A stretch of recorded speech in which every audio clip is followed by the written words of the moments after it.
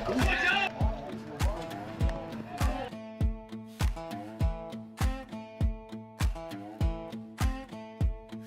the road, just off of the interstate, past the white lines where the fields roll and the rivers break, you'll find a four-way stop sign, a church on the corner, and a dairy bar. Right in the middle of nowhere, it's the middle of everything I know. Welcome to Quaker Memorial Ballpark in Quakertown, PA for some ECCBL All Star Game action between the Keystone All Stars and the Liberty Division All Stars. I'm Max Raymond alongside Dylan Ganey for the first couple of innings of this action. Charlie Jones and Josh Yuhas will be joining us as well as working in as producers for what is sure to be an incredible day between the best of the best from these two divisions. Yeah, thank you guys so much for having me. It's a pleasure to be on today. As much as I'd like to be out on the field, of course, still being able to be here, put the headset on, and just get to experience the game from behind the scenes is a pleasure and a joy as well. So excited to be here. Caden Wisniewski will be starting it off for the Keystone Division, and Dan Navzinger will be starting it off for the Liberty Division on the mound. Two pitchers that have done real well and have worked quite bulk throughout the season, but of course today only one inning of work. What do they have to do to really execute? Well, I think the most important thing, and you're going to hear this from any coach out there, is the most important thing is strike one. Getting ahead, just kind of getting your work in, but also being able to remember that this is fun. It's an all-star game. It's supposed to be a celebration of the work that you've put in throughout the season. So don't put too much emphasis and stress over being perfect. Just have fun out there, be able to smile, laugh, and still compete at the same time, This is a deep ballpark, 390 out to center field, 325 into the corner. So not exactly moody distance with 400, but this is a ballpark that plays really big. Yeah, we saw that a little bit during the home run derby earlier this afternoon. A handful of balls that were taken more towards center field and out towards the gaps died rather quickly, and we saw a bunch from manager Braden Meskel, who was our PA announcer for that one, think that there were a ton of balls that were going to end up clearing the fence that ended up being held in. So that'll probably be an interesting aspect to this one, especially with the wood bats that we use in this league. Probably not a lot of fireworks in terms of things going over the yard, but doubles, triples could definitely be in play for this one today. We're going to take a second and throw it to Mammoth's assistant coach and pitching coach, Nick Samaras, who's got the weather report from Citizens Bank Ballpark in Philly. Nick? What's going on, guys? Nick Samaras here, meteorologist and assistant coach for the Mercer Mammoths. I'm currently reporting outside of Citizens Bank Park, getting ready for Game 2 of the Yankees versus Phillies series. Over there in Quakertown, where the ECCBL All Star Game will be taking place. Similar conditions as we have here in Philly. Temperatures in the low 80s, upper 70s. Beautiful conditions. Low humidity as well. So I'm hoping for a really good game over there. And best of luck to both teams, and especially best of luck to the Mercer Mammoths representatives. Thanks, guys. Thank you, Nick. We're going to go to a quick break. When we return, it's first pitch and the start of the game. It's all-star game between these two teams, the Keystone Division and the Liberty Division. Stick around. More action to come soon.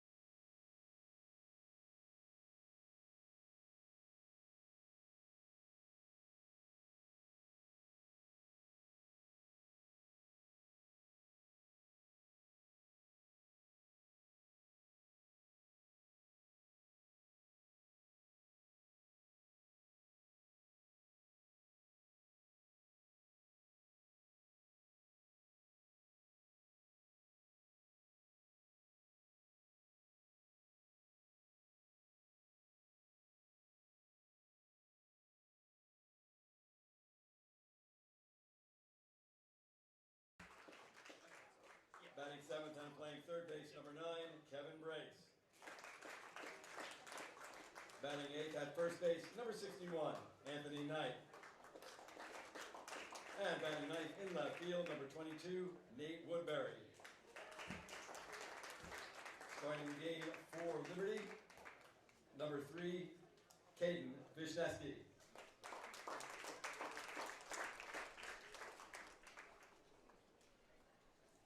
Ladies and gentlemen, at this time, we'd ask that you all please rise and remove your hats as we honor our country with the singing of our national anthem, sung by longtime Blazer booster Jim Roney, accompanying Daniel Joyner, who is singing our national anthem.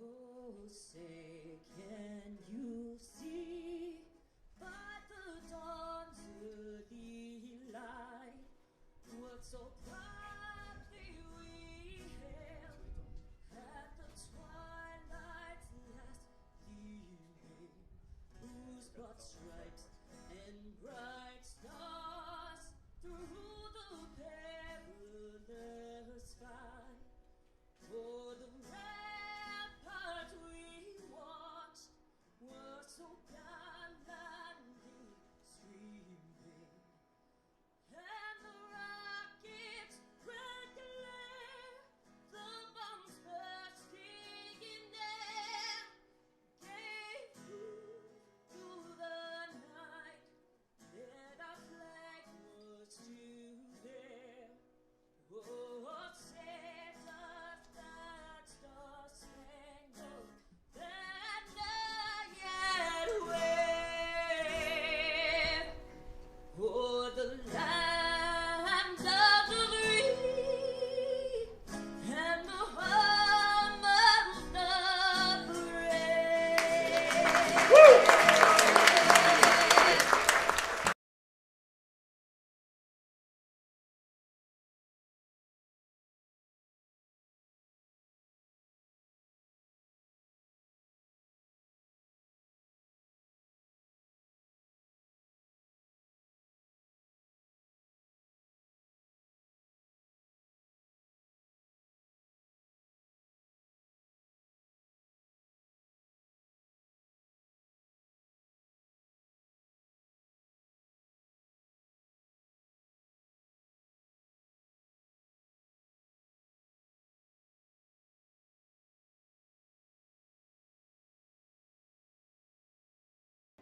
We welcome you back to Memorial Park in Quakertown. Once again, I'm Max Raymond alongside Dylan Ganey, and we're going to get right into it with the starting lineups for the Liberty Division.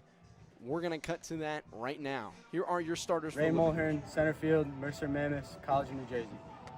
My name's Lucas Albert. I'm an infielder. I play for the Trenton Generals, and I'm going to Lafayette College. Hi, I'm Owen Razi. I play right field for the South Jersey Kings, and I'm going to the University of Pittsburgh. I'm Jack Hughes. I play first base, play on the Mercer Mammoths, and I go to Towson University. Jay Slater, catcher, Mercer Mammoths, Northwestern University. My name is Diego Colon, designated hitter, Bayshore Dirty Birds, going to Felician University. Karan Williams, second base, Mercer Mammoths, Mercer Community College. My name is Jack Gill, playing third base, play for the Caps, and I go to Wheaton College. Adam Clark, left field, Mercer Mammoths. I'm going to East Stroudsburg University. And for the Keystone Division, once again, Caden Vishnestik on the mound, representing the Timler Rattlers out of East Stroudsburg. He's sporting a really strong ERA this season, sub-1, and has just been cruising throughout the year. Yeah, Vishneski has been really good for this Pocono squad. It's a reason of why they're towards the top of the division. Biggest numbers for me that stand out off the page, his strikeouts to walks, 43 strikeouts to 8 walks. He's living in the zone, and he's being successful because of it. It's a huge part to why this Timber Rattlers team is really strong in the playoffs here. And when we look over at the Liberty Division, some guys that are going to be towards the top of the lineup we see. Number ones in Ray Mulhern and Lucas Albert, two guys that bring contact and speed combo and can do a lot of damage. I mean, you said it already. Albert with the single season hits record 47, and he has the stolen base record as well at 30. His speed and contact combo is a threat to any opposing team. So keeping him off the base pass, even though it is just the All-Star game, will probably be crucial here for Wisniewski early on.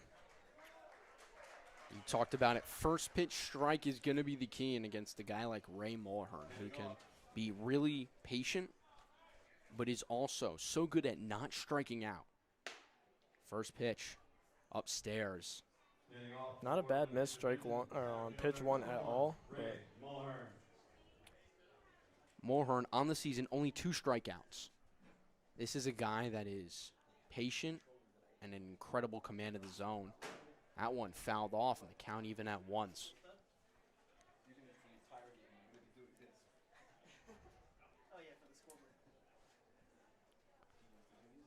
Ray Mulhern, number 1. Lucas Albert, number 1. And number 9, Owen Rozzi. What a 1, 2, 3. We talk about it, All-Star game, obviously, the best of the best, but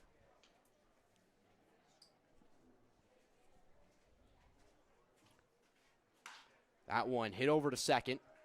Fielding flipped the first in time for the first down of the inning. Really smooth right there out of the second base position. Just kind of made the transfer easy, flipped it over to first base. No problem there for out number 1. Number 1, shortstop, Lucas Albert.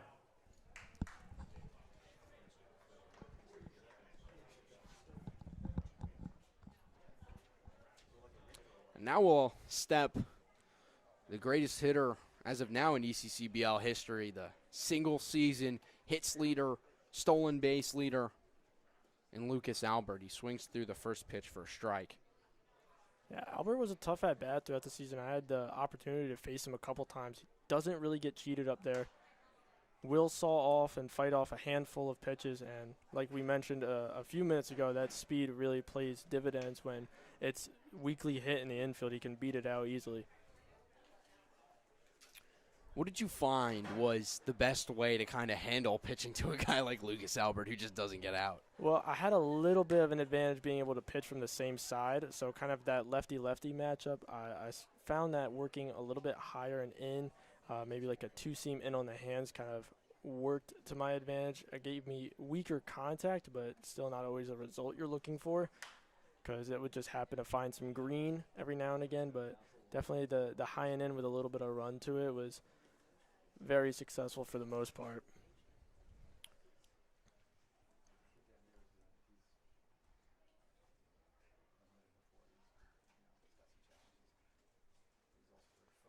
The 1-2. Upstairs, 2-2 from Caden Wisniewski.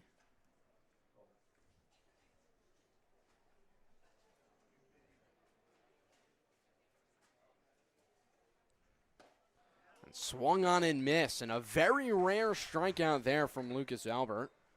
And there's now 2 away. Huge punch out there in neutralizing the speed of Albert. Wisniewski overpowers him there. Really good stuff. I'll now bring up Owen Rozzi, who competed in the home run derby. Was able to get a home run. It's a ballpark that plays really deep, and a lot of guys kind of struggled with the dimensions. Again, we saw the ball is not carrying either today. A lot of those, it was hit too high, and the running joke of, oh, it's too high, but played true. I mean, it was simply just too high for a lot of these balls to carry out of the ballpark. There was a slight breeze coming in from center and right field a little bit, too, that pushed it back in. But, yeah, definitely the too high running joke was throughout that derby. The 2-0. That one's going to get popped up. It's going to hang around a bit.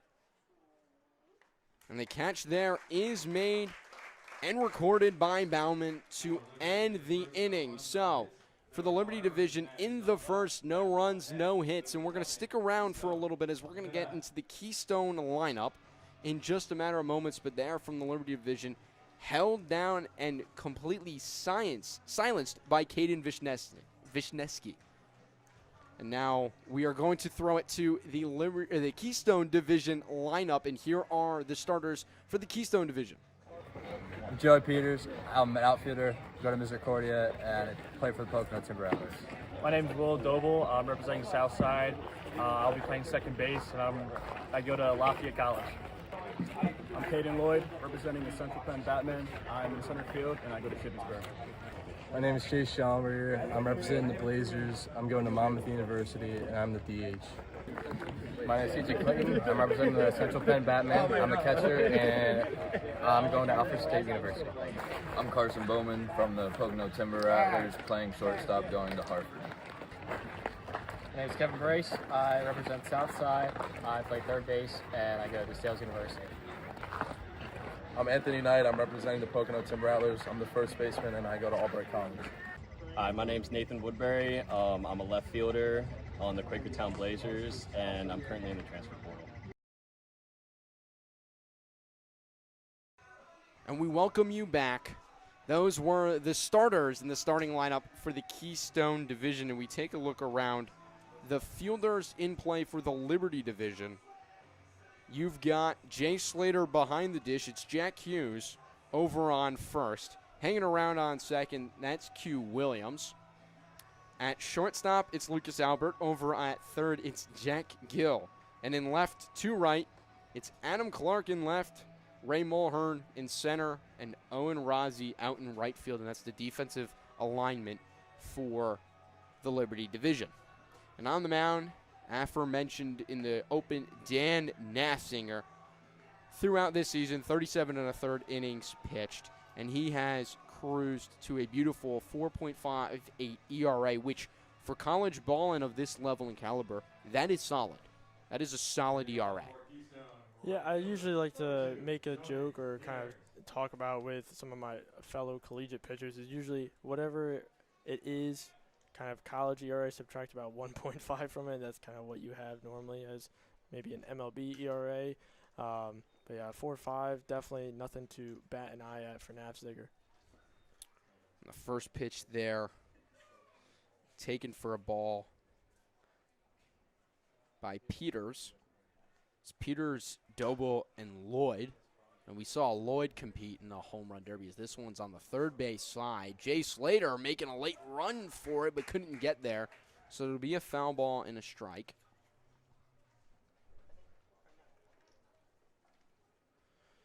Couldn't find it at first, eventually found it and just missed. Well, a lot bigger foul territory to deal with than some of the other fields that we've played at and on our side of the ECCBL here. So navigating that is definitely more of a challenge. With just some unfamiliar territory.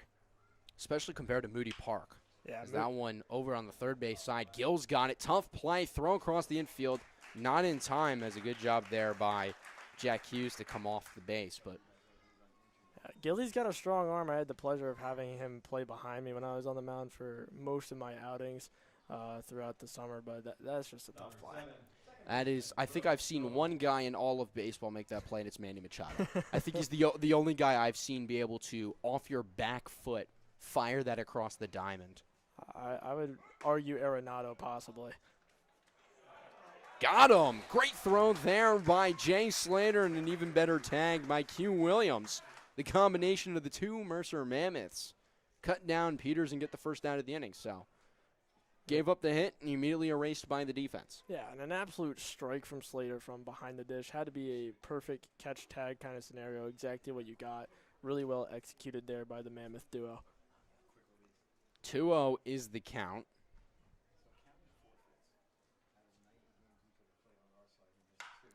And this one's going to get lifted up. Not high enough. Clark gets to a spot, comes in a little bit, and makes the catch for the second out.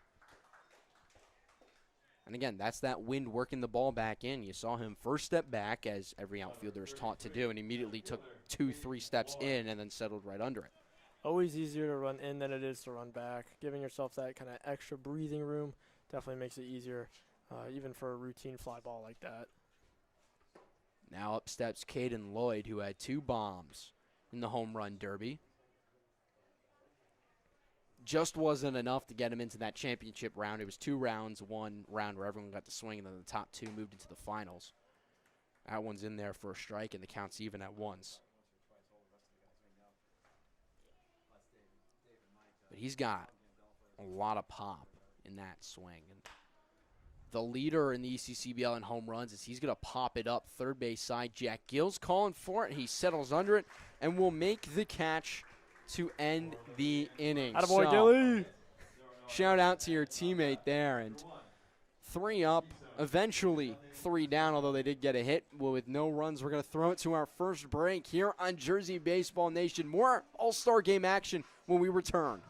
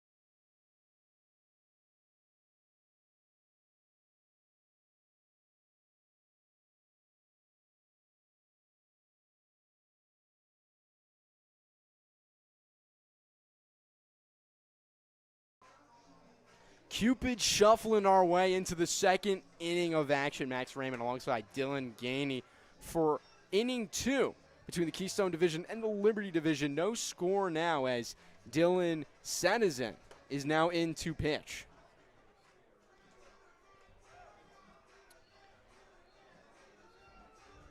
And Citizen, a senior at PSU Harrisburg, lefty. Sadizan has also had a rather strong season this year. Sporting an ERA of 3.27, so if we use a bit of your math, that's what, about 2.7, something like that, or 1.7, excuse me, 1.7, according to maybe the 1.5 rule is a little too high. Okay, so even if we call it a 1.25, that's still a 2 ERA, or 2.02. So a real strong season for him. As following this weekend, coming Tuesday, it's playoffs. So regular season is wound down as Jack Hughes gets some mighty might behind that one, but lifts it right out into center field for the first out of the inning. And out there making the catch was Lloyd. So 1 gone. And that'll now bring up Jay Slater with Diego Colon and then Q Williams to follow the minimum 3 that have to bat. And Jay Slater, we've seen him a lot of pop in that bat. He got 1 home run out in the home run derby, but he's one of the few guys that have been able to find and solve the problem of elevating the ball in Moody Park. As this one could stay in the ballpark, first base side, given a run, it did stay, but no one able to get there just in time to catch it. Yeah, Slater's he's got a lot of pop in that bat. During our doubleheader against the Mammoths a couple weeks back, he really just found his pitch, exploded on one over the bullpen towards the basketball courts out at Moody. So if you make that mistake pitch, he will make you pay for it. Got to be really fine here around the zone. Jay Slater, Northwestern, rocking that purple helmet. That one's going to be a bit high. Count 1-1 with 1 out here in the top of the second. No score between the Liberty Division and the Keystone Division. Beautiful Quakertown Memorial Ballpark as Slater's going to get under that one. It'll just barely leave the infield, giving a run and making that catch. Beautiful job getting over and making the play was Dobu. And 2 outs are now quickly recorded, and Keystone pitchers pitching mighty well. So that'll bring up Diego Colon and sporting what I think is one of the best looking bats in all of the ECCBL. That's pretty sweet. It reminds me of the Harrison Bader waterlogged on deck bat that he had been rocking with that light blue top, black bottom. And it also, I believe, as closely as you could potentially match it to their uniforms. I don't know if bats are made in that specific baby blue, but that's that would be pretty sweet if you got that shade of blue, but you got pretty close. I believe now a lot of the Dirty Birds have swung that bat, but the first guy I saw swing it was Gianluca Logan, who is also here, so could be his, but it seems to just simply be a team bat is 1-2 and cruising through with 2 outs here in the top of the second. Yeah, Cologne's definitely a guy that's going to work that count. 22 walks on the season, on-base percentage of .571. He really sees at least 5 to 7 pitches up there. Really tries to make a pitcher work and make a mistake pitch that he can crush. That's been the real troublesome factor in the Liberty division for a lot of the pitchers is that these guys work counts and they get on base so much. It's annoying. The 2-2 with 2 gone. Gets the corner of the zone for strike 3. Ball gets dropped. Throw down the first is in time, and so that will end the inning. When we return bottom 2 from Jersey Baseball here on Jersey Baseball Nation.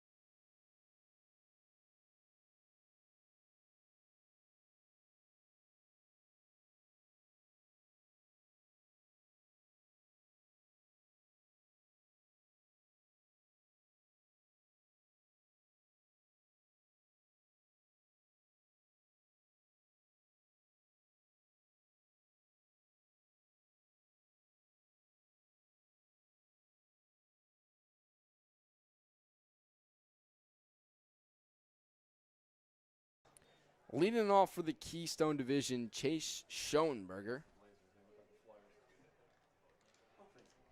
It'll be Schollenberger, then Clayton and Bauman. 4, 5, and 6. That will bat 1, 2, 3 due up here in the bottom of the second. Still no scores. That one's going to be lifted. Third baseline will get out of play. And in now for the Liberty Division, it's the South Jersey Kings' very own Gabe McCracken.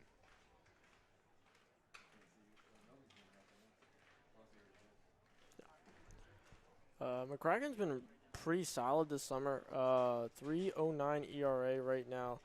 24 punch-outs in 23 innings, so he's working in the zone, getting results after kind of what he would probably say is not exactly the season he might have wanted at Rutgers Canada. He's definitely kind of corrected it in this summer, has really lined himself up for a good sophomore year upcoming here.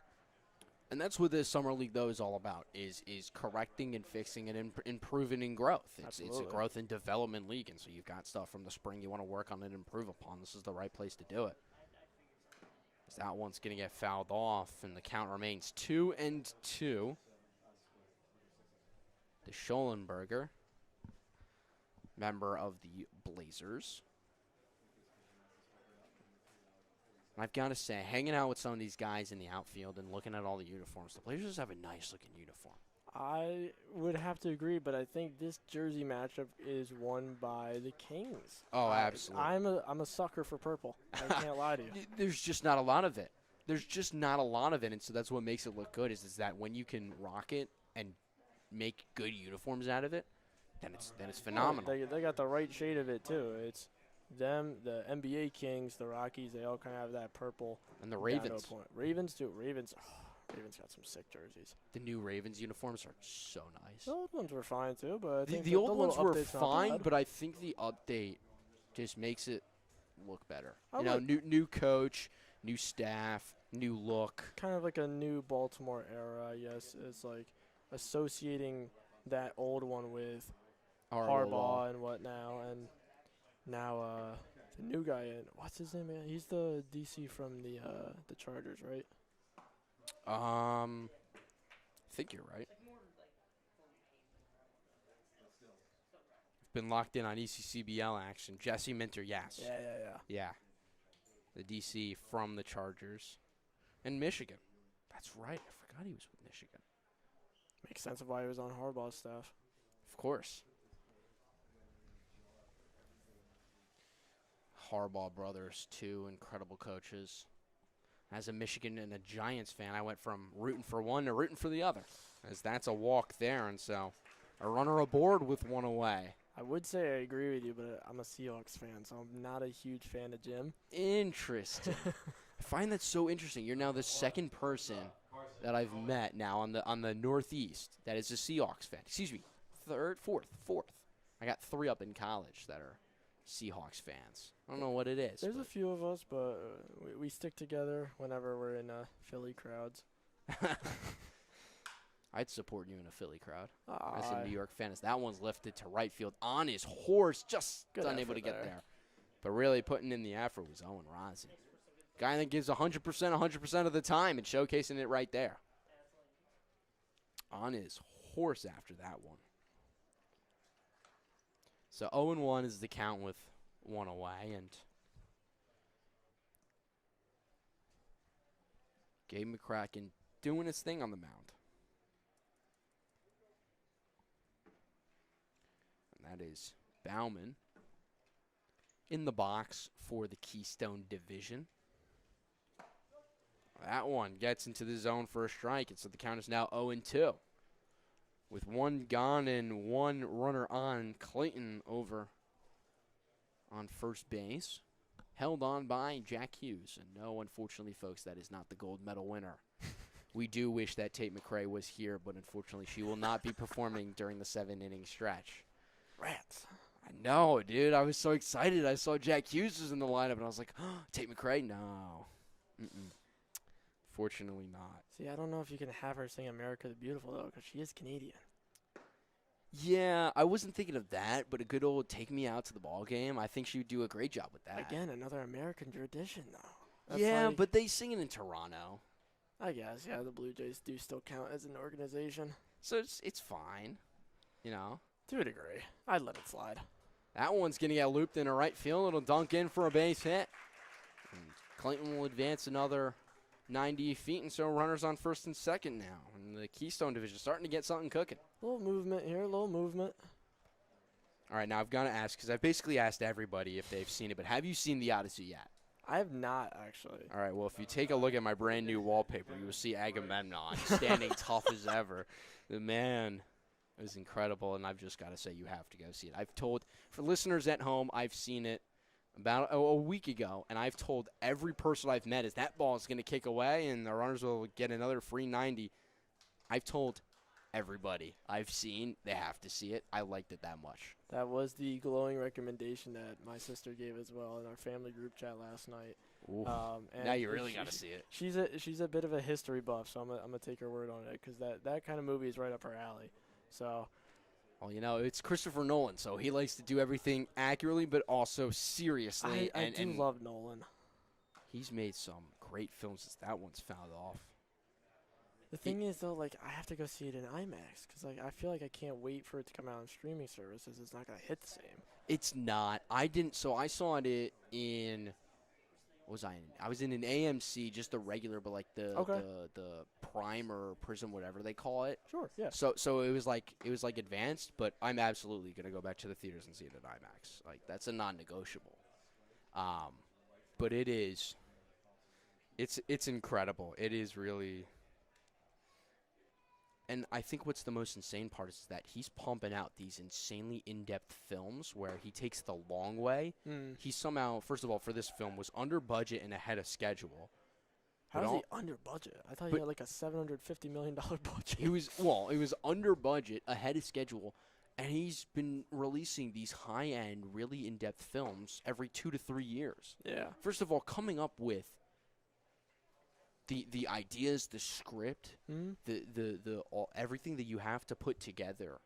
You gotta like scout location. You've got to do all this process. Yeah. That one's gonna get looped into right field. Owen Rozzi's got a lot of action. One run's gonna come in and score. They're gonna just hold up Bauman, so he'll scamper back, and the Keystone Division strike first, and they now lead it 1-0. That's a really good piece of two-strike hand there from Kevin, just kind of serving it in a right field there, and Rozzi with a really good hose out there, holds the runner at third, keeps it at a 1-run game. Owen Rozzi's definitely up there with the most infamous right field arms, but of course can't forget, not here, but Zanichi Steve has a really scary arm. He's a guy that I don't care how much speed you have, you're not running on Zanichi Steve. Because not only does he have an arm, he's accurate too. And Owen Rozzi just threw in an incredible throw that I think they were looking to send Bauman, and all of a sudden they saw that throw from Rozzi and held them up immediately. It's definitely one thing to unleash the cannon or the janitor throw, as Coach Ken Murphy would like to say. But it's another thing to throw it basically for a strike from about 200-plus feet away. There are some guys on this field and in this ballpark that can absolutely do that. And it's just simply incredible. And maybe we'll get to see those cannons. But for right now, the count 3-0, and Gabe McCracken having to work quite a bit in his inning of action. It's one inning for all the pitchers and a couple innings, about half the game for the fielders, and then we'll get a full rotation and switch. That one back up the middle, right off the glove. Albert trying to get there in time, but just couldn't, and so just like that, Keystone Division got another run. They lead at 2-0, and you were surprised to see 3-0 swing in there. Yeah, Knight kind of known a little bit more for being able to work on base and get his pitch when he needs to.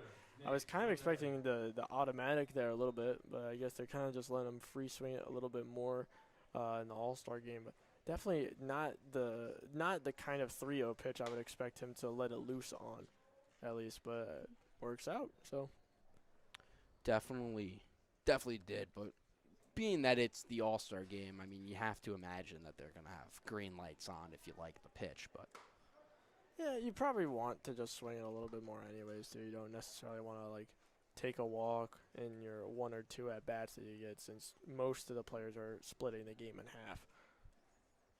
All right, so I've asked every broadcaster that I've gotten to work with this year this question. Top 3 favorite films, and we know our PA announcer who's here working today, Jeff, he complains that it's not a good idea and thinks that it should just be film categories or genres. Does not like the whole argument of top 3 favorite films, but I'm going to force you into a pigeonhole of just films. Can I kind of take no it, order. You can like take it in any direction you want. I kind of like the genre idea, so I want to take, like, okay. I'll use my 3 as one of a different genre, basically. Okay, as that's a slow roller. Q's going to at least get the lead runner out at second. So a run will score. Keystone Division now leads at 3-0 and 2 away. All right, so first and foremost, I'm gonna go with Nolan here, since we were just talking about him. My favorite, I think, would have to be The Prestige. Ooh. Of his. I like The Dark Knight, but I think The Prestige is a really good film that's not talked about as much from his catalog.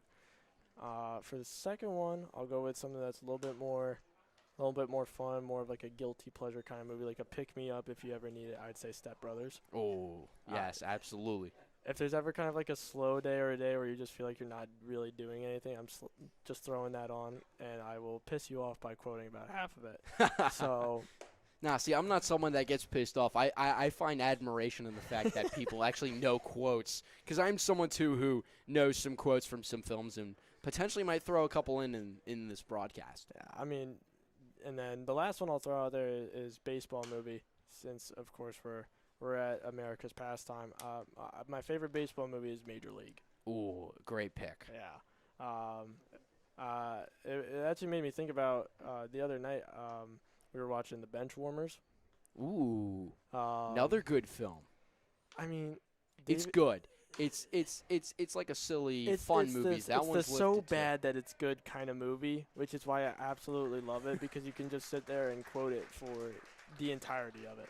Hours on end as that one's looped into right, and Owen Rozzi will make the catch to put an end to the inning. And so the Keystone Division will strike first. They'll get 3 runs, and when we return the Liberty Division, we'll look to have a response here on Jersey Baseball Nation.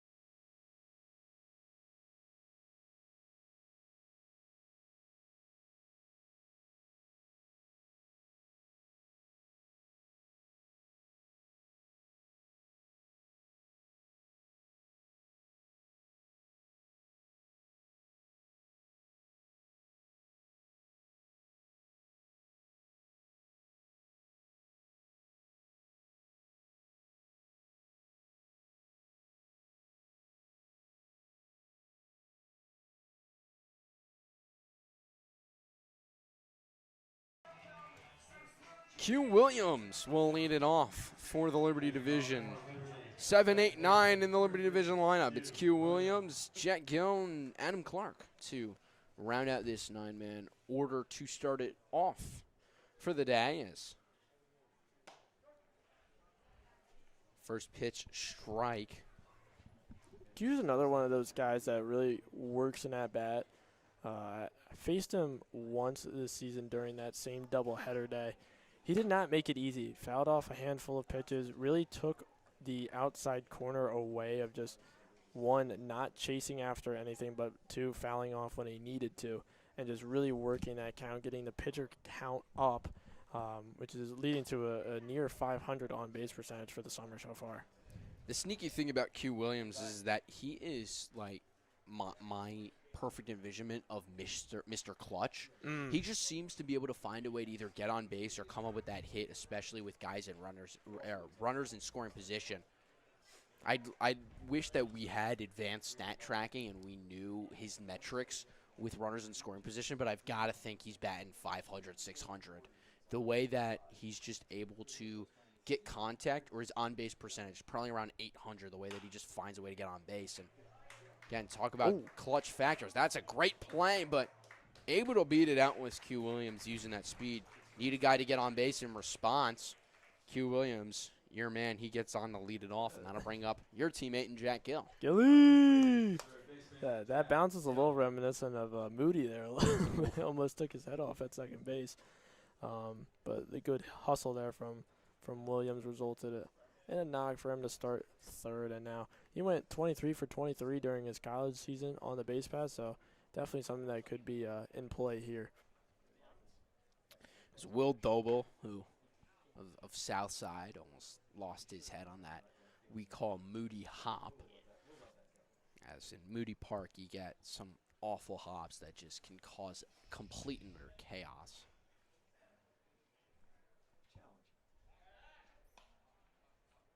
Quick check over on Q Williams, and what I think is such a great story from this season of Jack Gillen. It perfectly encompasses the kind of player he is. I don't know if you remember back to the start of the season when he got hurt. Yeah. And all of a sudden, we were finding out the next Tuesday that he's back in action. We were, as broadcasters, stunned. What was your reaction to seeing him, unfortunately, get hurt with his pinky, and then just suddenly the next day acting like he was perfectly fine, just the grit that he's got? Well, it's kind of a weird thing because that was actually the first time I met Gil was that game. I actually had to play the outfield for that game, too, which was something that definitely I won't forget. Right. Getting in there for my first at-bat and laying a bunt down for a hit, I just felt like the man. But Gil kind of like dislocating his pinky, whatever it was, I was like, you okay? He's like, I don't even feel it really. And then I saw him the next time I was there. I was like, oh, hey, Gil. Like, kind of like no big thing really. He's like, what's up, bro? But that's just the kind of guy Gil is, too, and the kind of teammate he is. He doesn't really wear his emotions on his face or anything of that nature. Very calm, cool, and collected throughout the entire game. And even if a mistake happens, whether it's a pitch he knows he shouldn't have taken at the plate or like a moody hop kind of like getting him off guard, it's going to be the same guy pretty much throughout the game. Definitely someone that you can have confidence in on your squad. Work the count to twos, 2-2. As looking for a new ball. He's Jack Gill, lefty. Q Williams batting just ahead of him, hanging around at first and being patient, letting Gill work in the box. And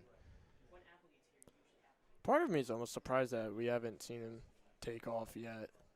But upstairs, and the count works full. So 3-2, 1 on, nobody out here in the top of the third, as the Liberty division looks to build a response to the Keystones division's 3-run spot back in the bottom of the second.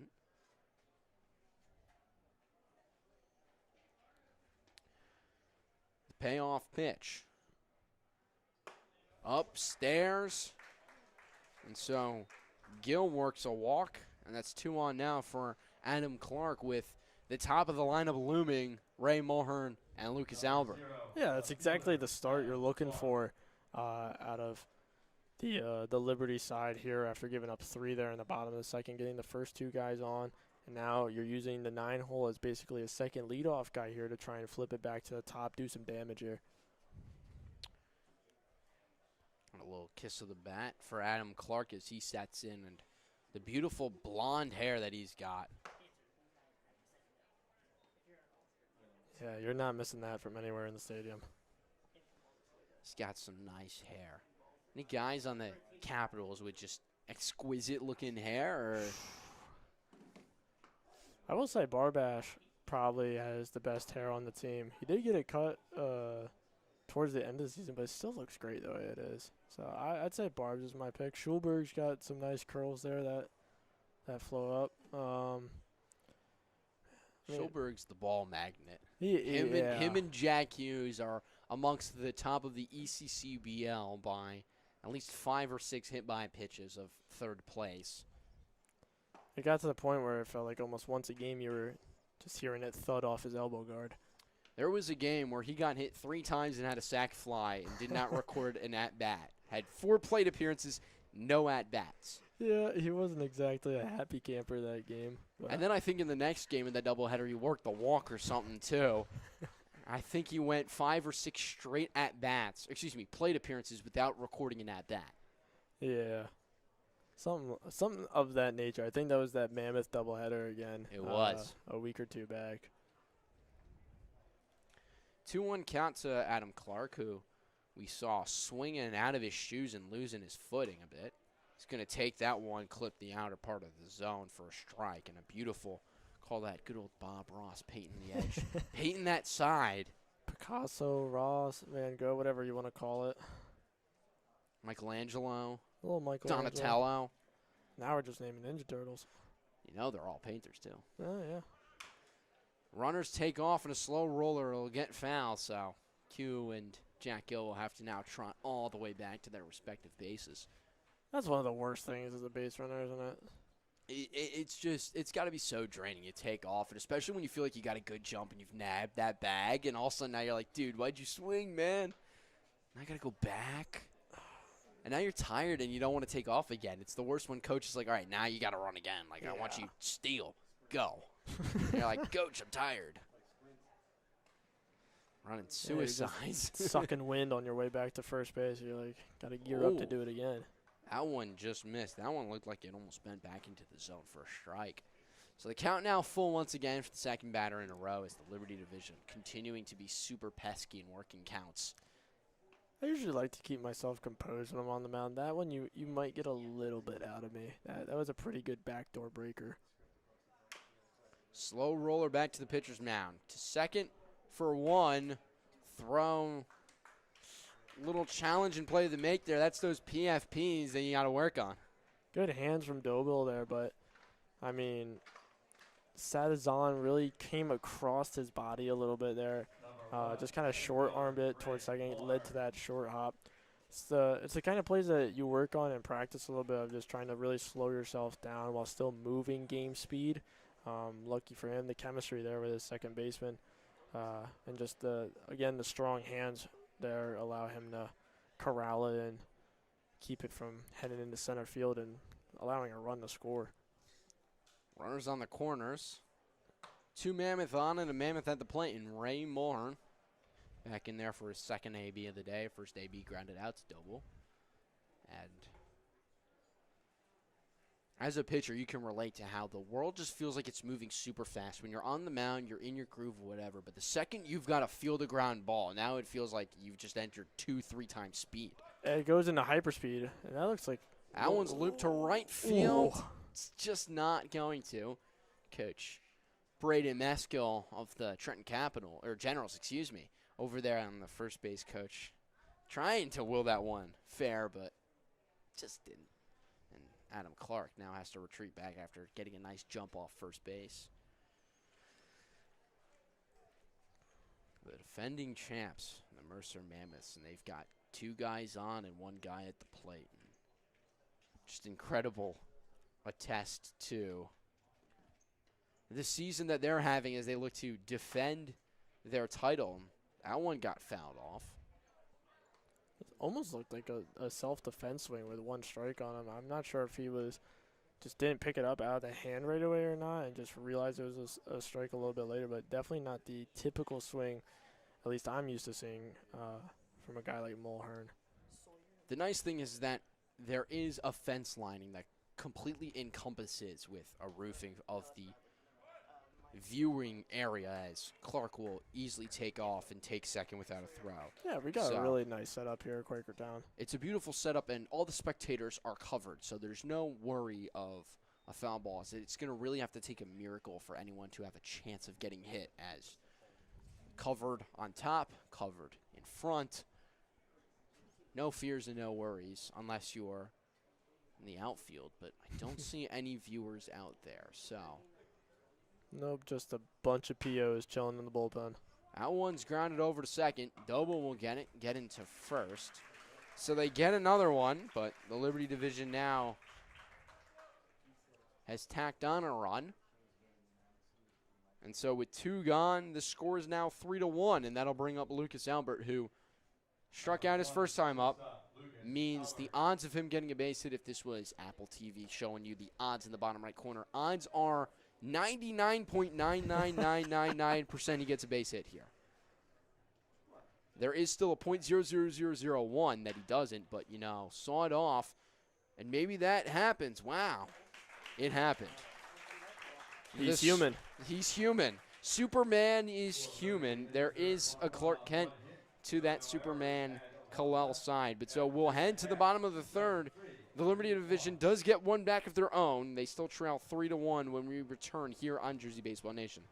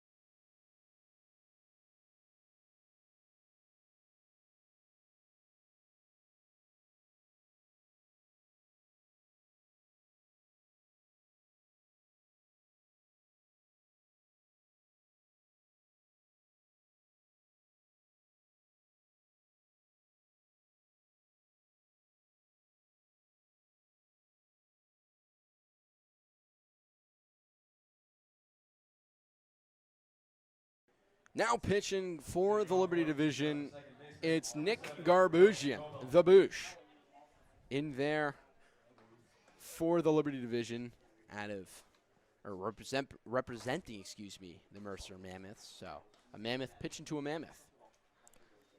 I mean, he got his first taste, really, of what college ball might be like this summer, sporting the 4.8 ERA coming into the game. But he also found his success with 37 strikeouts in that 40 and a two-third. A really miraculous high school season, .98 ERA in almost 60 innings for Brick Memorial. I mean, I don't know what other adjective to use outside of incredible. That's pretty good. And I think the crazier thing was that when me being new to the ECCBL for the first time came, and it was Mammoths Kings for a preseason matchup, and we were testing our broadcasting because that one's going to be lifted out to center field. Ray Mulhern loses the cap, but will make the catch for the first down. And so we're here, first day, doesn't really matter. We see Garbusian step into the batter's box, the lefty, and hit one all the way out to the warning track, and I believe off the wall at Moody Park, and we were like, oh my God, and I completely forgot that he was a pitcher. And then all of a sudden, it was at the base. Josh reminded me, it was at the base of the wall, so he hit it basically 400 feet. And then all of a sudden, he comes in as a pitcher, and I've completely forgotten that he was a pitcher, and just starts dicing guys up, and I'm like, is this Shohei Ohtani? I'm like, who is this guy?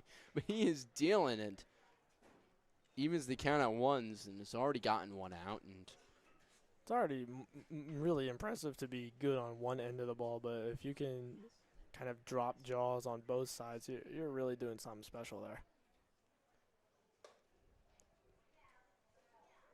Throws that one, a little breaker that might have just gotten away, so 2-1 is the count.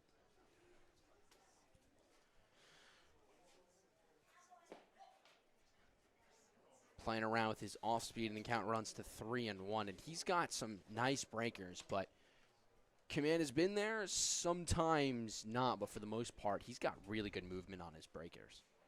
As you see right there. Being able to throw that pitch for a strike will definitely help him at the collegiate level. Having 2 to 3 pitches that you can really throw in there definitely puts your levels of success a lot higher than only being able to get the fastball in there. Grounder to Q Williams. He fields it, gets it over to Jack Hughes, and so 2 outs now recorded. And it feels like nowadays a lot of kids are trying to throw as many pitches as possible. But you were just talking about 2 to 3 pitches is all you need to be an efficient pitcher at the collegiate level.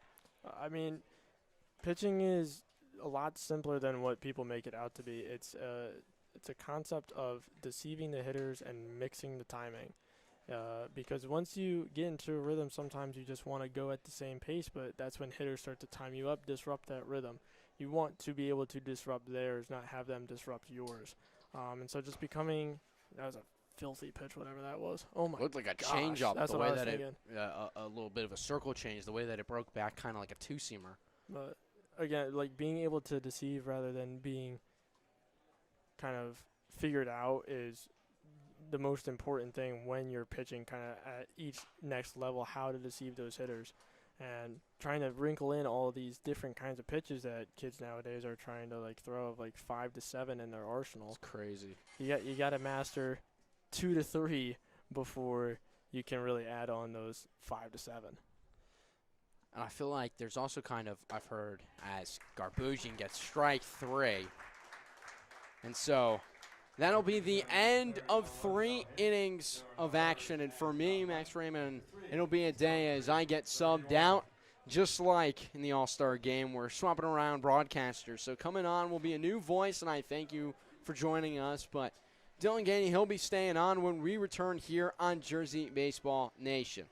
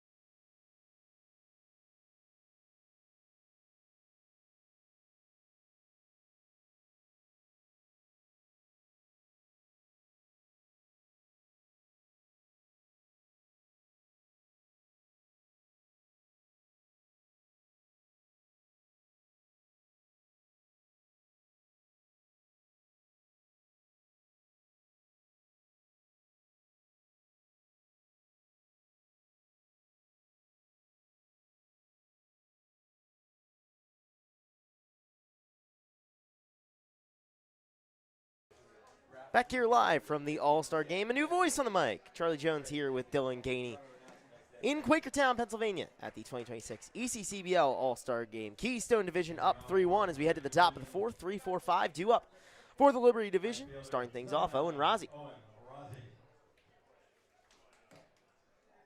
Rozzi, the left-handed power bat, will be a Pittsburgh Panther come the fall. First pitch from the new pitcher, a Pocono Timber Rattler, Zach Novak. Plays at Pace University out there on the mound, firing the first pitch for a ball.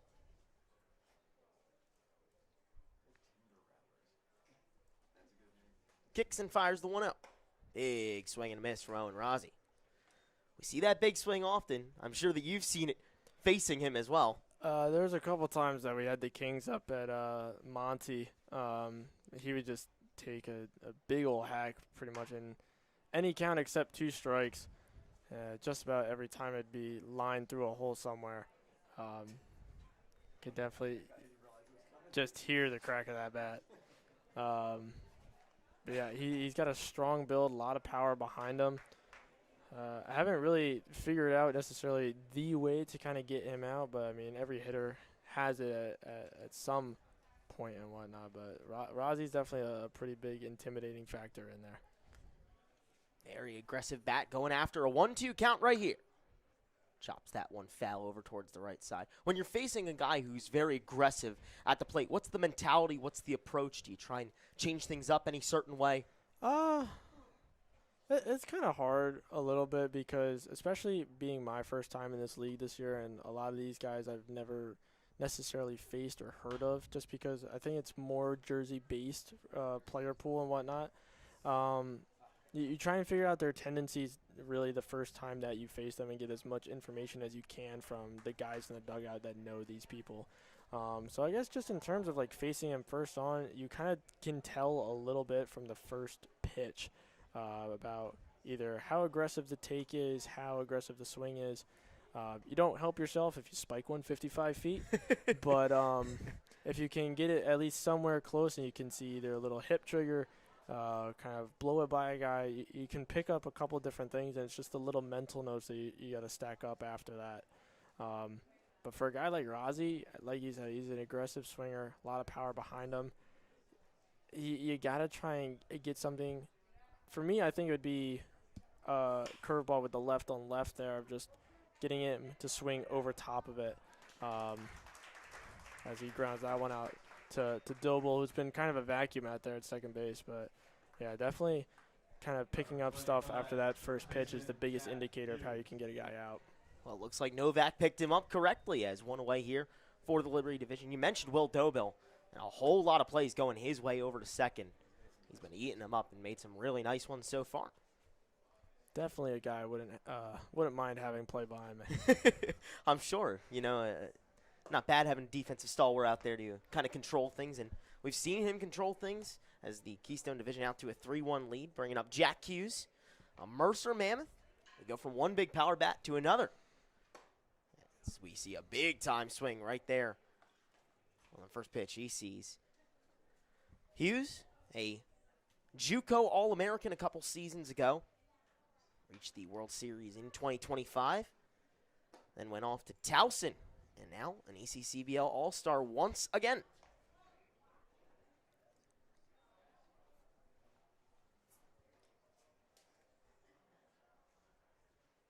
Novak gets the sign, kicks and fires the 1-1.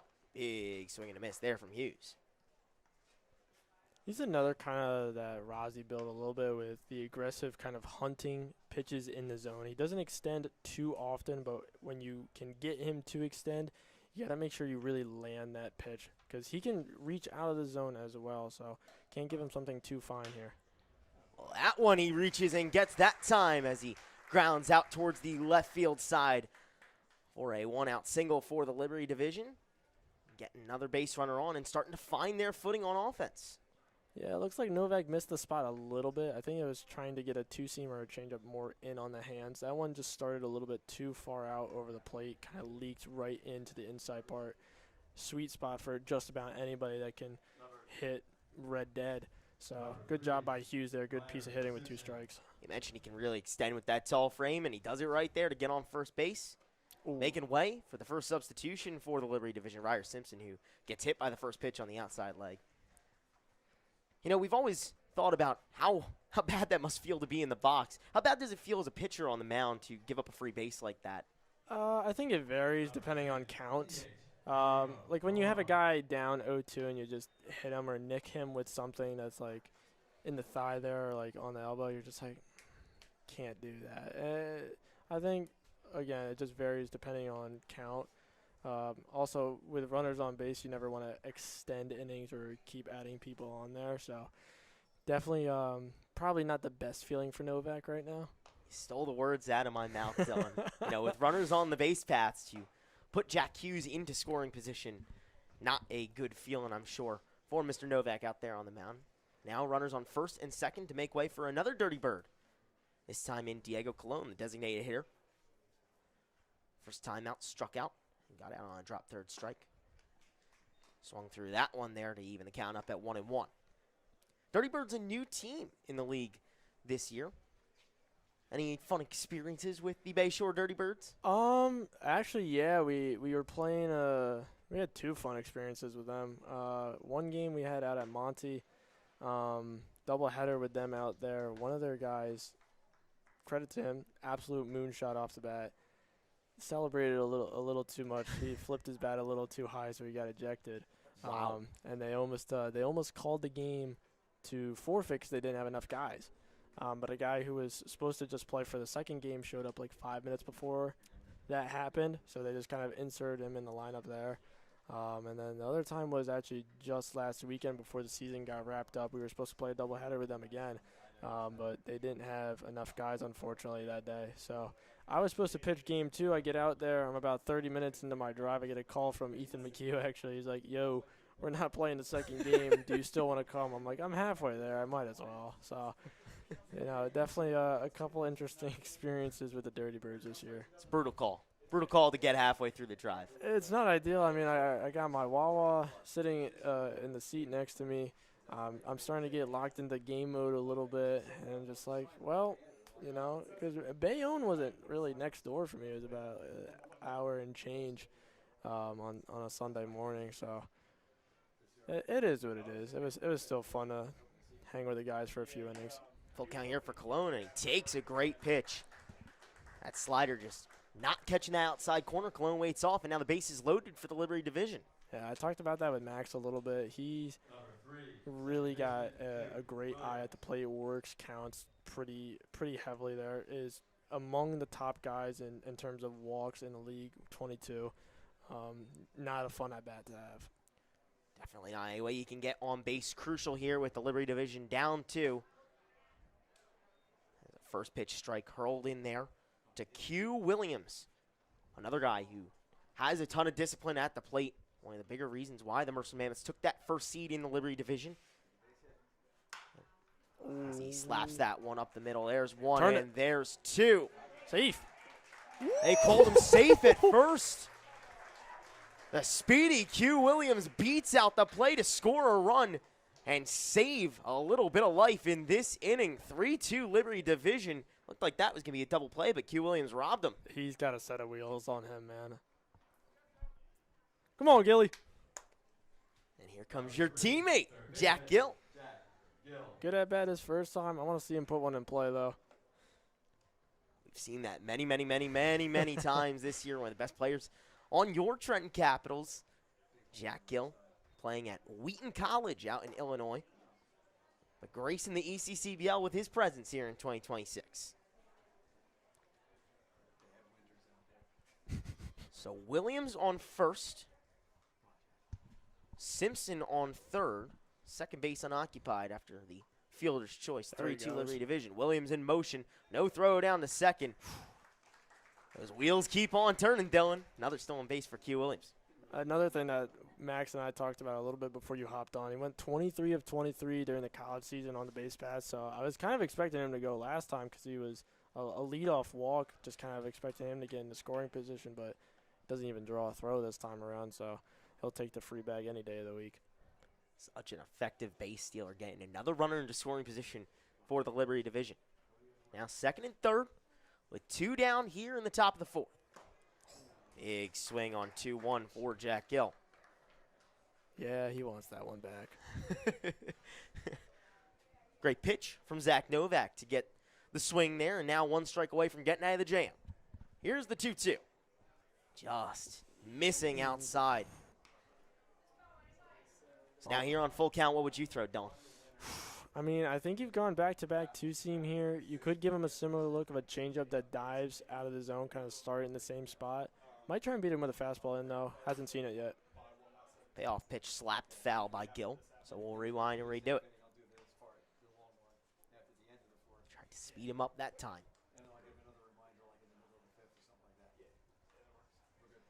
Now I really don't know where you go from here. Well, we're soon to find out. The payoff pitch runs inside at the feet of Jack Gill as he works himself a walk. Good job, the Liberty Gilly. division bases loaded once again. Yeah, props to your teammate there, Don. Yeah. I mean, I think that was honestly the right pitch there. He really worked that outside part of the plate for a majority of that bat. So not just about height level when you're talking about changing the eye level, but changing how the ball is coming into you. So working more inside there. I definitely like that idea from Novak. Just a little too far off on the execution there. Now bases loaded. Once again, this time for Adam Clark as he fouls that one into the safety net. Still Simpson and Williams on second. Now Gill, the new addition, on first. 2 down here in the top of the 4th Liberty division, finding themselves in a 3-2 deficit.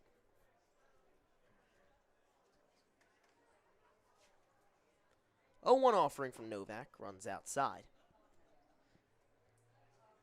Clark, another one of those Mercer Mammoths players who will be trying to play for a championship this year in the Liberty division. It's Mammoths, Gens in a 1-4 matchup with Mercer being the 1 seed, and then 2-3 between the South Jersey Kings and the New Brunswick Matrix. That one in there for a strike. Beautiful pitch from Zach Novak. I don't want to sound like too much of a bad sport here, but I'm kind of rooting for the Mammoths against the Generals there. They stole a playoff berth from you guys at the last moment with a 3-1 victory the other night at Moody Park. 1-2 pitch here, downstairs. A handful of guys on that Gens team I know, so it's always the little playful rivalry as well. Fortunately, they did get the upper hand that Thursday night, but, you know, I think it was a good season overall, so not too upset. 2-2 from Novak. Slapped down the first base line, trailing foul, and it will be there. Out of bounds and off towards the forest. So Novak will try and get Adam Clark out here once more. Righty-righty matchup favoring Novak.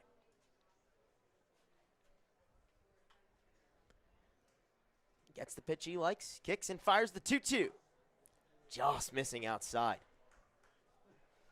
I mean, you can even see it on Novak's face a little bit. Hat on top of the head, it's just like it's not missing by a whole lot, and these hitters are just holding off on it. He wants to get out of this inning. Great discipline from the Liberty division. Can they show it here? The 3-2 pitch. Slapped out towards right field. This one is trailing back, and it's caught in right field. Adam Clark took it for a ride, but couldn't get it to fall just in time. Liberty division strikes for 1 off a couple of walks and a couple of base runners in scoring position. Keystone still up 1 when we return for the bottom of the 4th.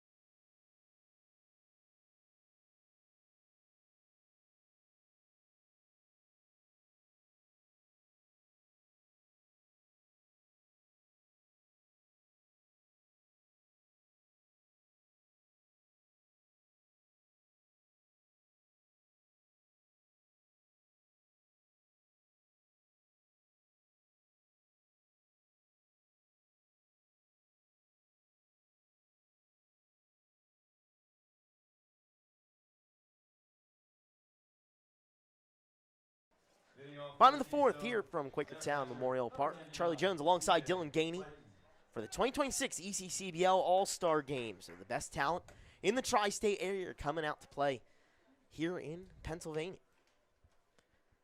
For Keystone in front, 3-2. It'll be CJ Clayton, Carson Bowman, and Kevin Brace due up. And on the mound for the Liberty Division, Justin Hascup. Dylan Ganey has more on him. Yeah, Hascup, I actually got to see up close and personal a handful of times. I felt like every time that I showed up to go play the Matrix, he was on the other end of the starting half there. He has a lot of good stuff, works kind of a cutter more than a traditional fastball, and sometimes, especially to right-handers. Sometimes it comes out more fastballish, sometimes it comes out more sliderish. But kind of as you see there, he really gets that lower half kip up, kind of twisting the body. Gets a lot of rotation in that delivery to kind of deceive the hitters a little bit more. But kind of works that cutter curveball a little bit. Sometimes we'll filter in a changeup towards lefties. And we'll definitely go more of that slider cutter to lefties rather than the righties. So definitely a little bit of funkiness coming out of the right side. Yeah, loves that movement arsenal filled with that slider, cutter, and sometimes the changeup. First pitch here to Carson Bowman in there for a swinging strike. CJ Clayton got on board with a base hit over towards the left side. Now Lucas Albert tried to glove it but couldn't quite hold on, so now leadoff man is on for Keystone. Hascup set, ready, and fires the 0-1. Just missing outside. There's that slider you mentioned. Yeah, and Charlie's really not giving the edges kind of on either side here to any of the pitchers. Really kind of sticking to that corner to corner 17 inches that we got there at home plate. Really impressive stuff so far from our guy behind home plate tonight. Very good day of baseball here. Everyone showing on their best for the All-Star Game. 1-2, popped out towards center. Long run for Adam Clark, and he ends up making the play. Big time range out of left field to make the first out from Adam Clark for the Mercer Mammoths. And there's one down. One of those kind of dangerous gap shots a little bit where you see the left fielder and center fielder kind of cruising towards the same area. But Mulhern and Clark being able to share that outfield for a majority of the season, being able to communicate out there, definitely made that look a lot smoother than it could have been. You're completely right on that. You got two teammates out there. We've seen some wicked collisions. Luckily, nothing there. And when you have that rapport, it can help with the communication, certainly. Absolutely. Chemistry is a big thing in kind of any working relationship, whether it's on the field, off the field. But especially on the field in situations such as that, being able to understand where your guys are at and kind of how they move towards the ball. Oh, my God. Wow, that one in the infield. Hughes able to snag it while falling for the second out. Quite unusual play there. Williams was over to range for it from second base. Hughes called him off. And on a dive from first base, grabs it. I mean, way to be an athlete is the simplest way to put that. I can't quite tell where the sun is from where we're standing at, Charlie, but it looks like it's really kind of beating down on that right field first base area, so might be a little bit harder to track those pop flies. Good reason for why Jack Hughes is rocking those shades and able to get that second out. So two down here, now in the bottom of the fourth, and it brings up Anthony Knight. Going into his sophomore year at Albright College. Two-way guy this year for the Pocono Timber Rattlers, boasting a .274 average, as well as 22 RBI. The main contributors for that. Righty-lefty matchup with Knight the lefty. 0-1 offering, looped out towards right, but it'll get down in foul ground. Just got a little out in front of that one. We saw it last time, kind of the complete polar opposite of his at-bat from last time. Quickly down 0-2 here. He worked a quick 3-0 count the last time around. Kind of interested to see what his two-strike approach looks like, especially with the amount of walks that he's had this year and how he's been able to work on base. You're completely right as he takes that one. 4 balls, so the count now sitting at 1-2. 19 walks for Anthony Knight taking that on-base percentage up over 400. Very patient guy. Here's the 1-2 outside, waiting off on it once again. You see him a little bit there, kind of shaking his head out there at Haskell. He kind of gives off that I own the box mentality a little bit, really being able to get comfortable in there regardless of the count. Knight slaps this one up the middle past Lucas Albert and down for a hit. 2-out single moves everyone station to station. Now it's runners on first and second for Keystone. That patience pays off in the end, Dylan. Those kind of at-bats are the ones that really just make you have to take off your hat for a second, flip the hair back, and relax and reset. You get the hitter down 0-2 pretty early, and they're just able to work to the point where you kind of have to strike them out or let them out. And Knight just does a really good job there of finding an open space and almost accidentally taking out our umpire at the same time. Yeah, it went right at him up the middle as first pitch from Nate Woodbury put into play and flipped over by Hascup to Hughes for the third out. Couple base runners here and a couple hits for the Keystone Division, but unable to do anything with it. We head to the top of the fifth. Liberty Division still down 3-2, but a chance to hit when we return.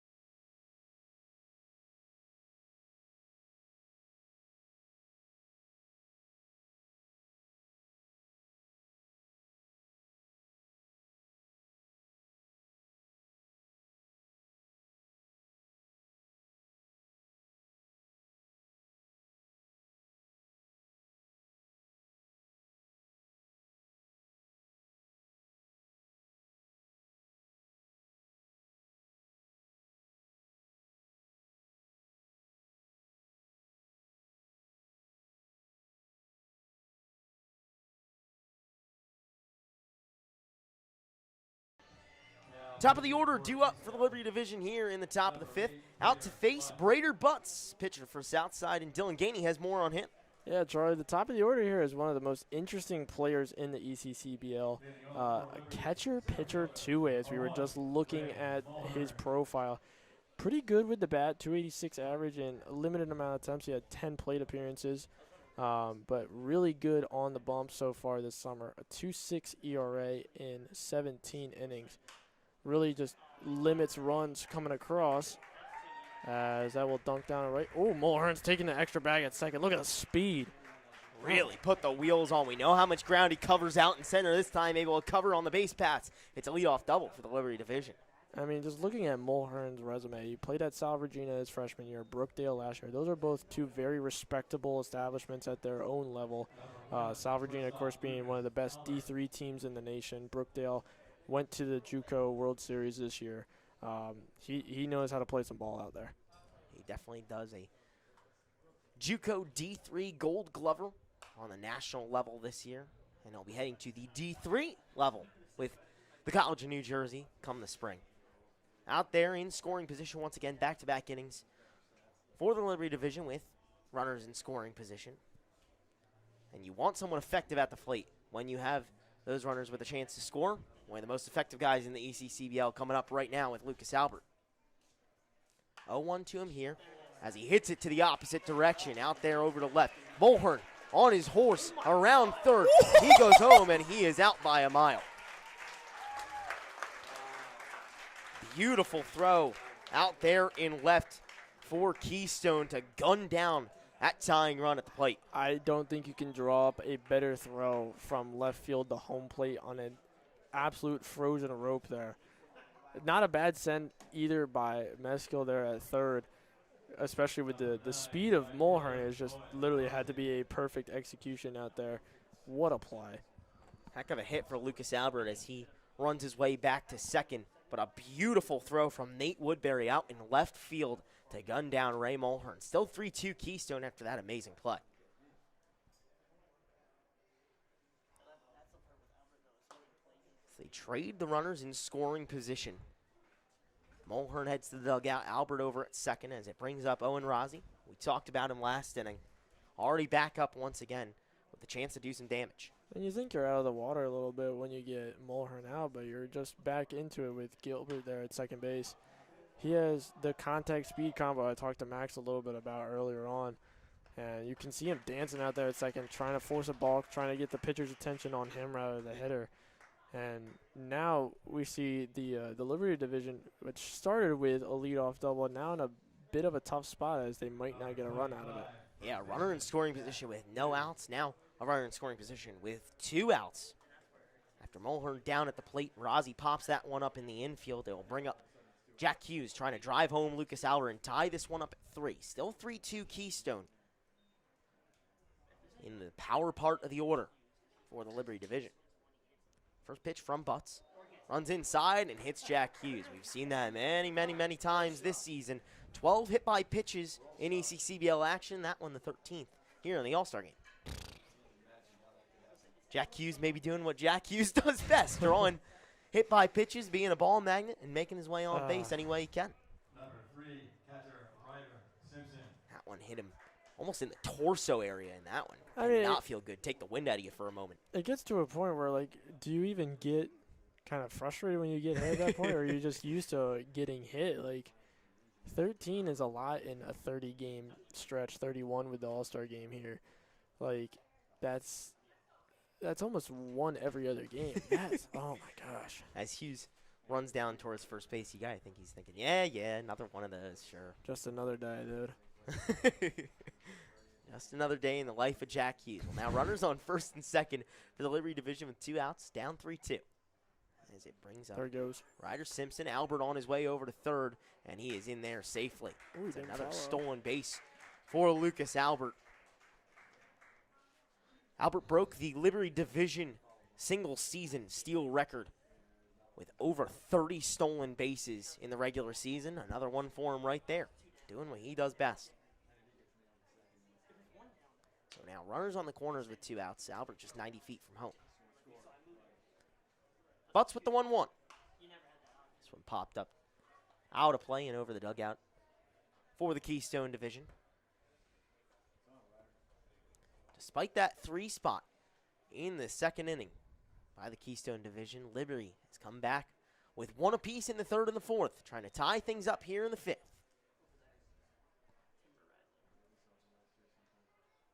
1-2 offering from Butts. Just downstairs. It's a good 2-strike pitch there. Really good take from Ryder. Yeah, real nice job of holding off that time. Does so and makes the count level at 2s here with 2 outs. As he slaps that one out towards center. Long range for Lloyd, but he's able to make the play and rob the Liberty Division of any runs. Scoreless here in the 5th after a couple of hits, and a massive play by Nate Woodbury out in left field to rob the game-tying run at the plate. We head to the bottom of the 5th. Keystone still in front 3-2, looking to tack on more when we return.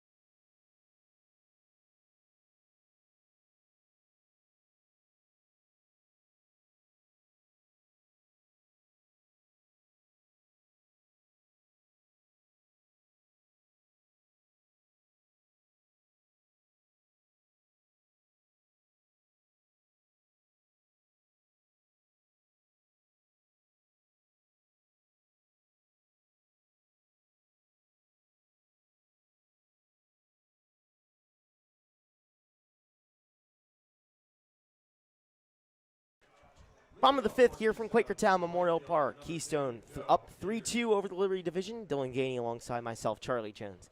Happy to be here with you. New pitcher for the Liberty Division is Josh Klenna out of Notre Dame High School, and will be heading to Ryder come the fall. He fires the first pitch outside. Yeah, the future Bronc has a pretty good high school resume behind him, Charlie. 1.6 career high school ERA, just shy of 200 Ks, reached 182. He's been pretty strong so far here in the summer in his short sample size of about 25 innings, as we had a really nice play there from the newly entered third baseman Sergio Hernandez there, and a nice dig out by Rupel at first. Yeah, great pick, great throw over there for Sergio Hernandez. And you mentioned it, a new third baseman, a slew of changes for the Liberty Division. Let's give you the new defensive alignment. From left to right in the outfield, it's Chase Kowal, your teammate, Dylan. Mason Myers out in center field, and Chris Salmon, another one of your teammates, out in right. Capitals-led outfield. Sergio Hernandez over at third base. Julius Rosado, the home run derby champion, over at shortstop. Colin Perna, his teammate, over at second. Jake Rupel, the Generals' first baseman, over at first. Josh Klenna on the mound, throwing to Ryder Simpson at home plate. Will Doble now up, and a 1-1 count slaps that one away foul. It's the count now. Turns to 1-2 with one down.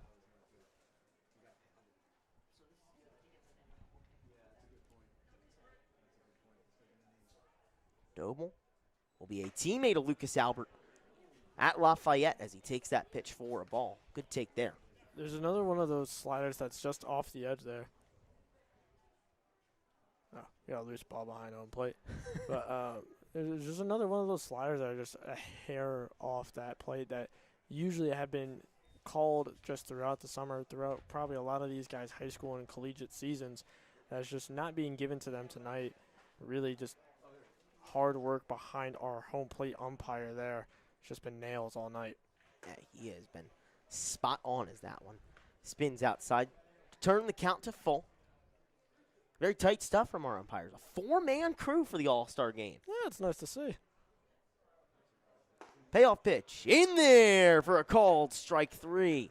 Well, Dobell goes down looking for a strikeout for Josh Klenna there in dramatic fashion with the big-time punch-out. Beautifully placed fastball there by Klenna. Really just kind of hits the freeze frame fastball on him, locks him up inside there. Really nice job. So now with 2 down, they'll bring up Caden Lloyd of the Central Penn Batmen.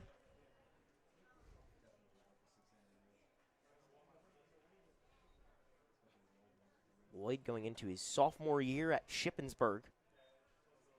At a 362 average, a 745 slugging percentage, and 524 on-base percentage. All the tangibles there for him, and you can see it out there in the field as he whacks that one over to Chris. right. But your teammate, Chris Salmon, gets the job done. Getting some support here in the booth from Dylan Ganey. Some Caps love right there. You love to see it. Love to see it. Gotta love the Caps love. Liberty Division get out of the 5th. 1-2-3. We head to the top of the 6th. Another chance for them to hit and try and tie things up or take the lead when we come back.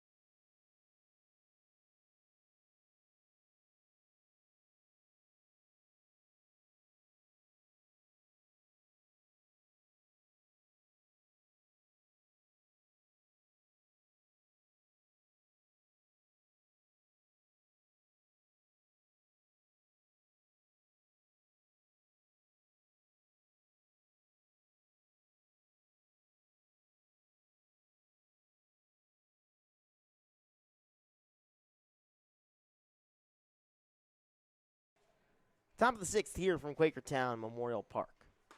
Has the first pitch. Luca Logan sees, runs outside. From Brader Butts back out there for a second inning of work. As his defense helped him behind him with a couple of nifty plays to keep it scoreless in that frame. 3-2 Keystone in front. As Butts fires that one outside once more.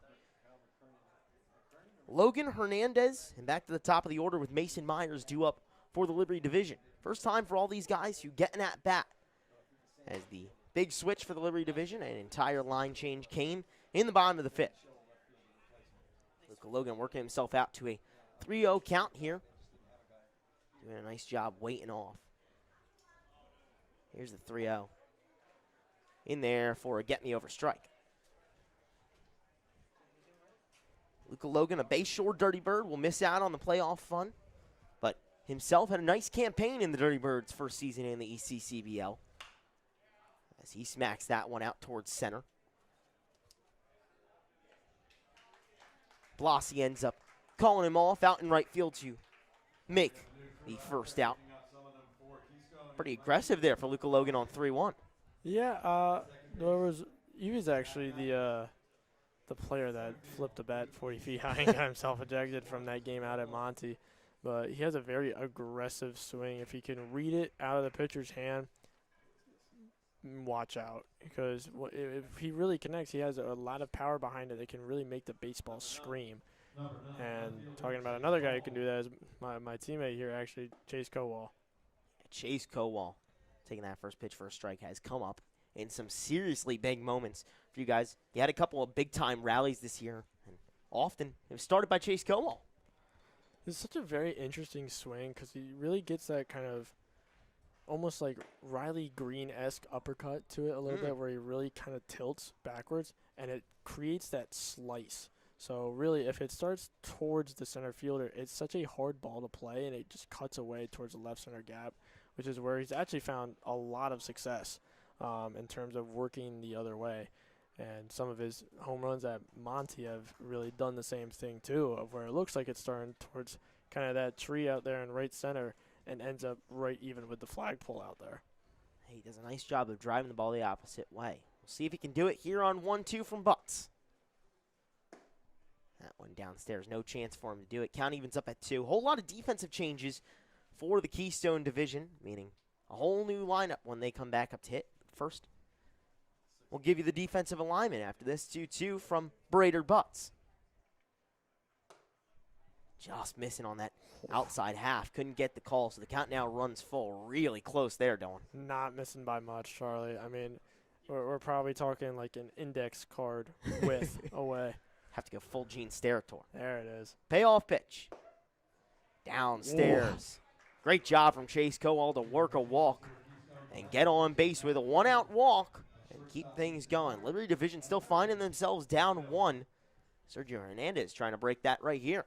I gotta say, the Caps are putting on a nice little presentation tonight for a team that just missed out on the playoffs. You got to be proud of your teammates. I can't wipe the smile off my face, Charlie.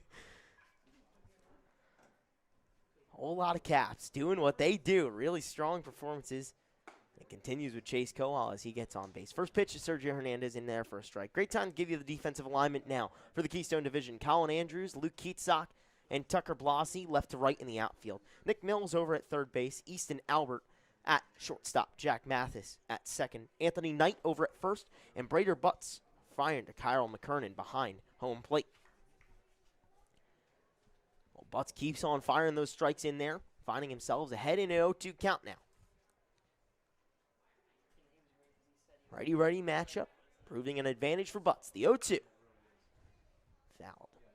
Almost off the foot of Hernandez. Looks like he was shaking out that outside foot. But nevertheless, stays alive. Another one of those generals, a D1 guy with University of Maryland Eastern Shore. Yeah, Hernandez has a really good bat. Got a couple of really good ones off me and a couple in just the overall matchups of Trenton there. Well, there's another Kowal. Oh! Kowal almost dug in for third, but instead will backpedal over to second. It's another single for the Liberty Division. This time coming from Sergio Hernandez. Runners on first and second. And a chance to try and drive in that game-tying run. Number 12, third baseman Sergio Hernandez.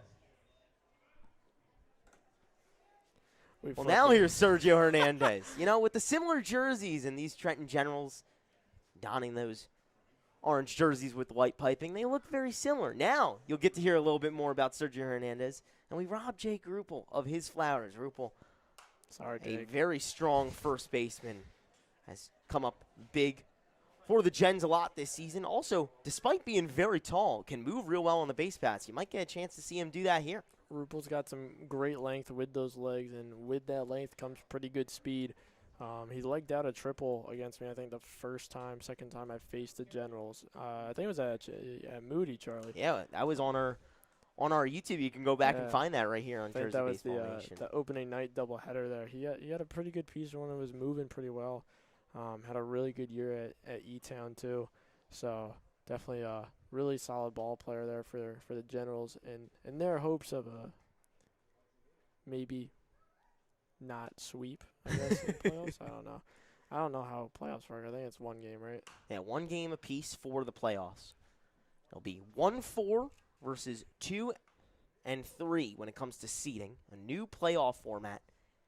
As last year, all these teams played each other. There was a chance where some of the teams in the Liberty Division would play the Keystone Division before the championship. Now this year, it's just Liberty versus Keystone. The only time you get to face them.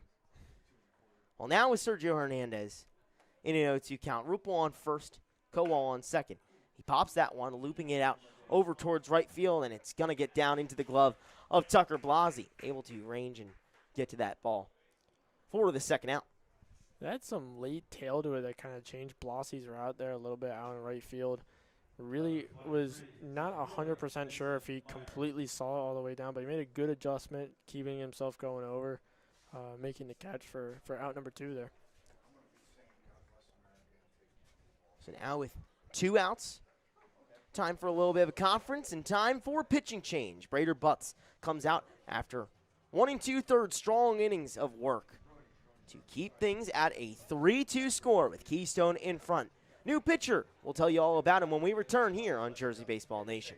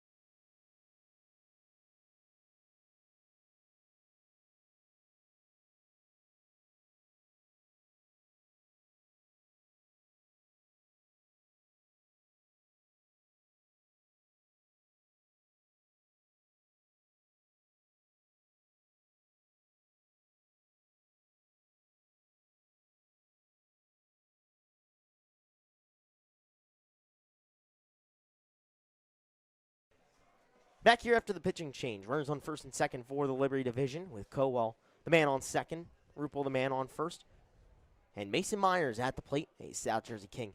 Facing the new pitcher, a member of the Pocono Timber Rattlers, Ethan Grodak. Dylan Ganey has the scoop on him.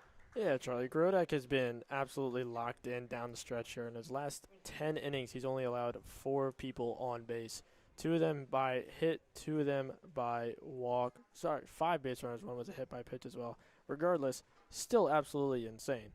So Grodak has really kind of turned it on here in the late half of the season, making it well worth the while of all the Timber Rattlers there as they make their push on the Keystone side of the ECCBL.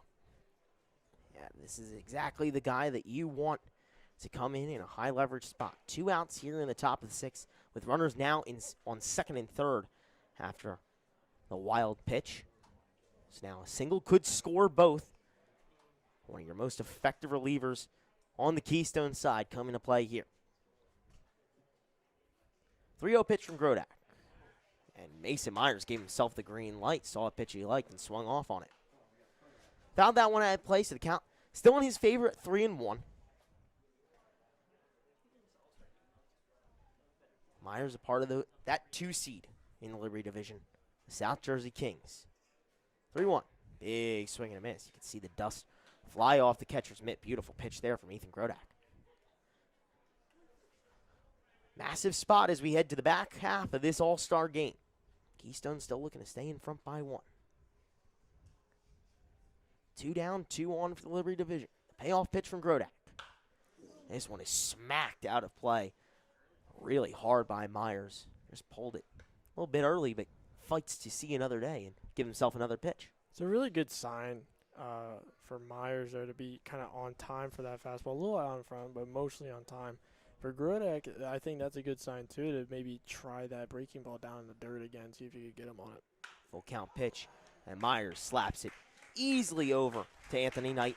at first. No more runs for the Liberty division. Another inning where they come up scoreless despite a slew of base runners. Great work there from Ethan Grodak to close out the top of the sixth. Keystone with a chance to extend on their lead when we return for the bottom half, the home half of the sixth.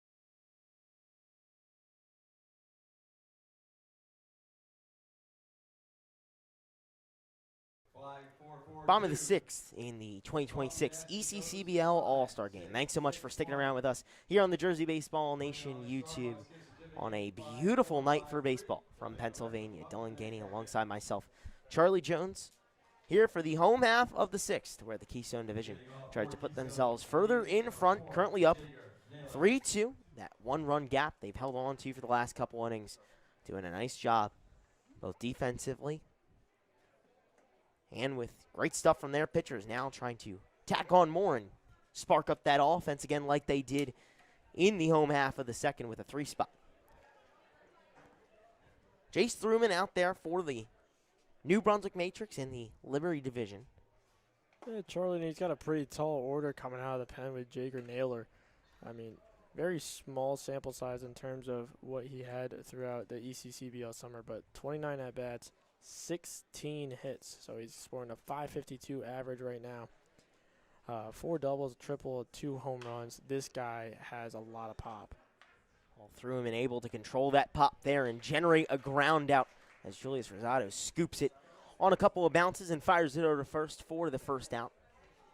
Didn't even have time to mention that Jager Naylor, the second guy out of the Big Ten to play in this 2026 ECCBL All-Star Game. You saw Jay Slater of the Mercer Mammoths earlier, and Naylor, a member of the Rutgers Scarlet Knights, is this time unable to come up with anything. Heads back to the dugout. One away for Thruman, as now he faces Kyle McKernan. Righty-lefty matchup. Proving to be a benefit here for McKernan.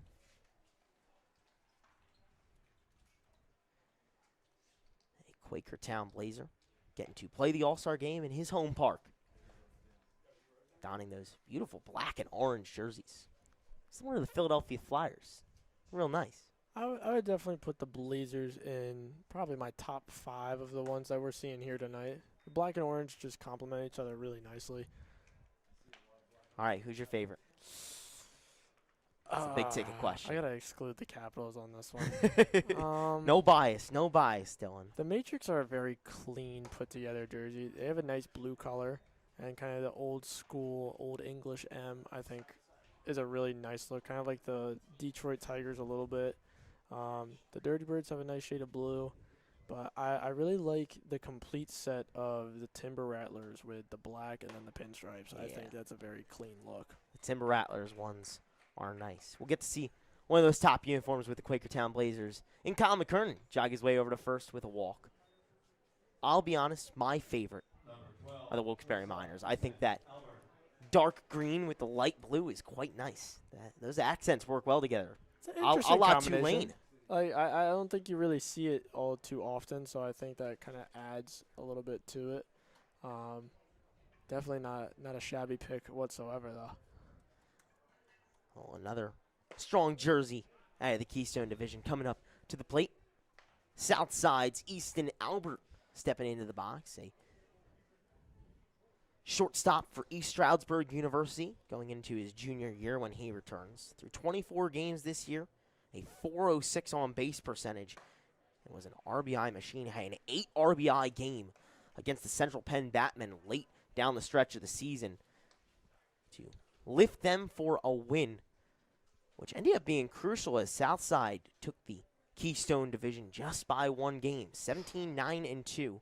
Quakertown 16-10-3 in second. Pocono 15-12-2 in third, and Wilkes-Barre 14-16, closing out that playoff bracket for the Keystone Division. So Southside, Wilkes-Barre, and Quakertown Pocono starting on Tuesday. Postseason is here. Thurman throws that one over the head of his backstop, Simpson, who fires over to second almost in time. A miracle for him to be able to find that one and almost get the out.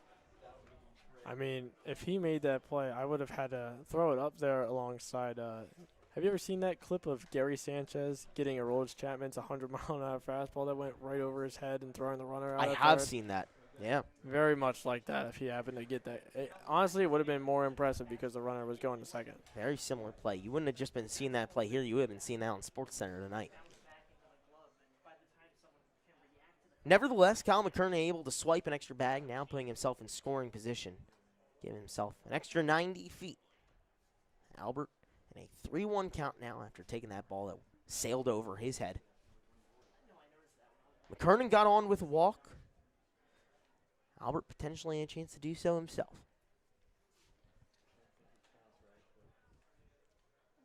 3-2 pitch from Thurman. 2-2 pitch from Thurman, excuse me. Sailed upstairs, so the count now is full.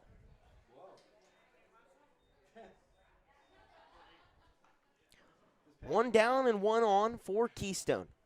Trying to extend on their 3-2 lead here in the bottom of the 6th.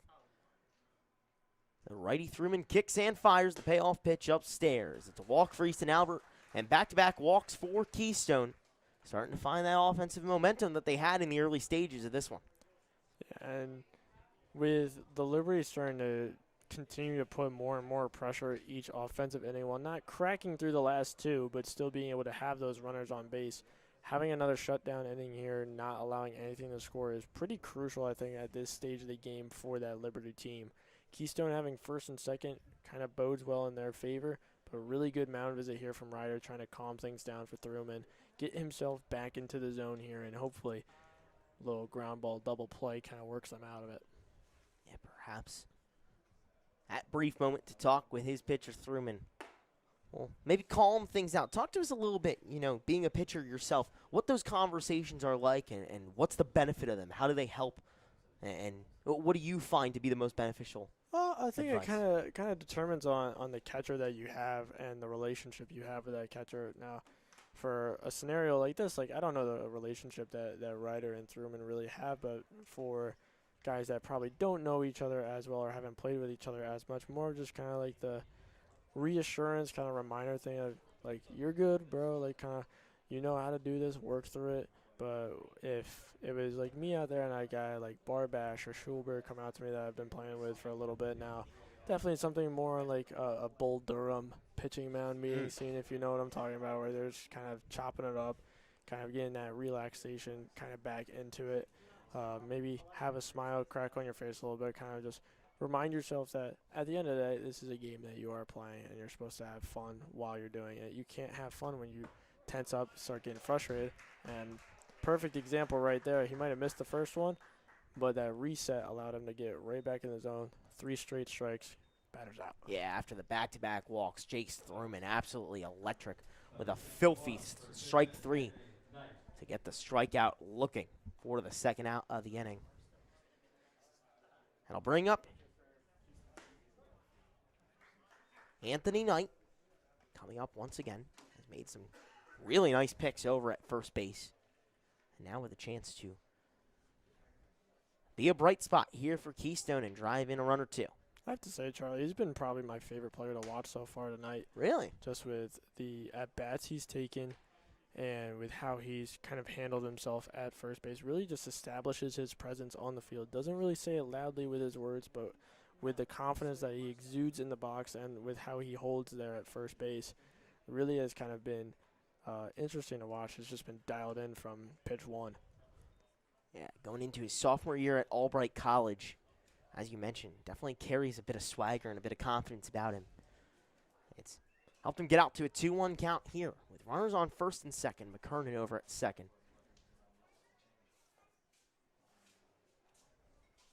Oh, yeah. As Knight slaps that Chris. one out to right field, and Chris Salmon once again. Another play to get the third out here in the bottom of the sixth. Capital Keystone. Corners again. Come on. Come on. Oh, we're gonna have to get that copyrighted, Dylan. Capital Corners.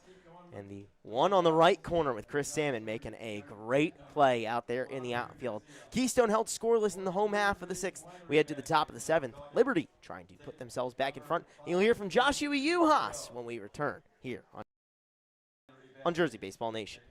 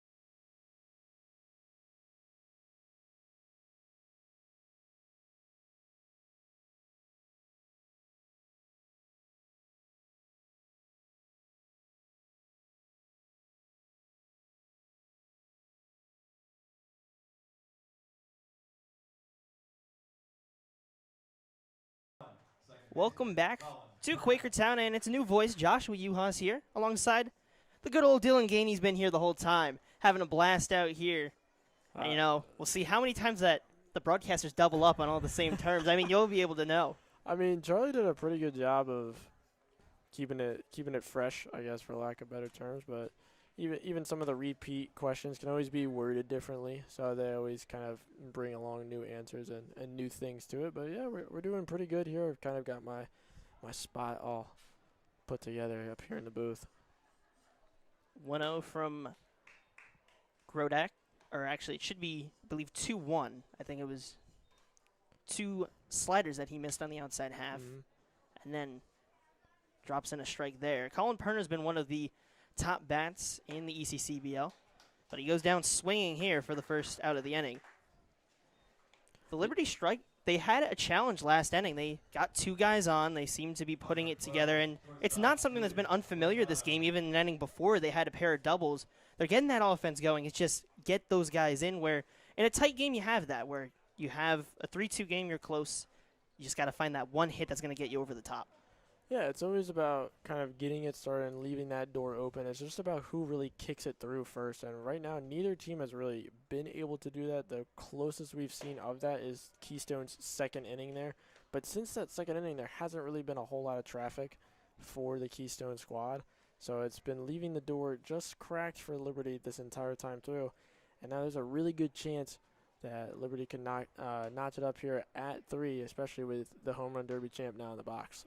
Yeah, and that's exactly who you want up. Rosado has been as strong as ever. He spent last year at Rutgers, but then was in the transfer portal and did find his home in the middle of the season for Southern New Hampshire University, joining Ryder Simpson of the Bayshore Dirty Birds, who we had seen earlier today, also in the Home Run Derby.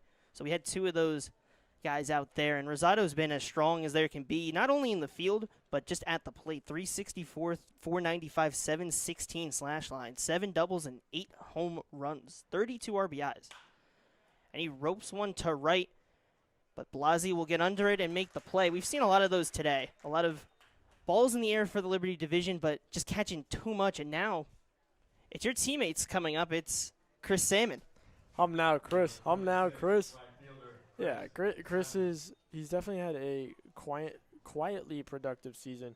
Very kind of almost Stantonian-esque in terms of when you look at the numbers of the walks to strikeout kind of split there.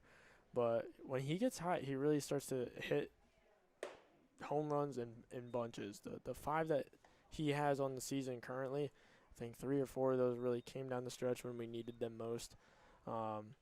And Chris is just is an easy guy to play with and root for. So hoping that we get a little bit of success here for the Caps and keep that good night going that we've had so far.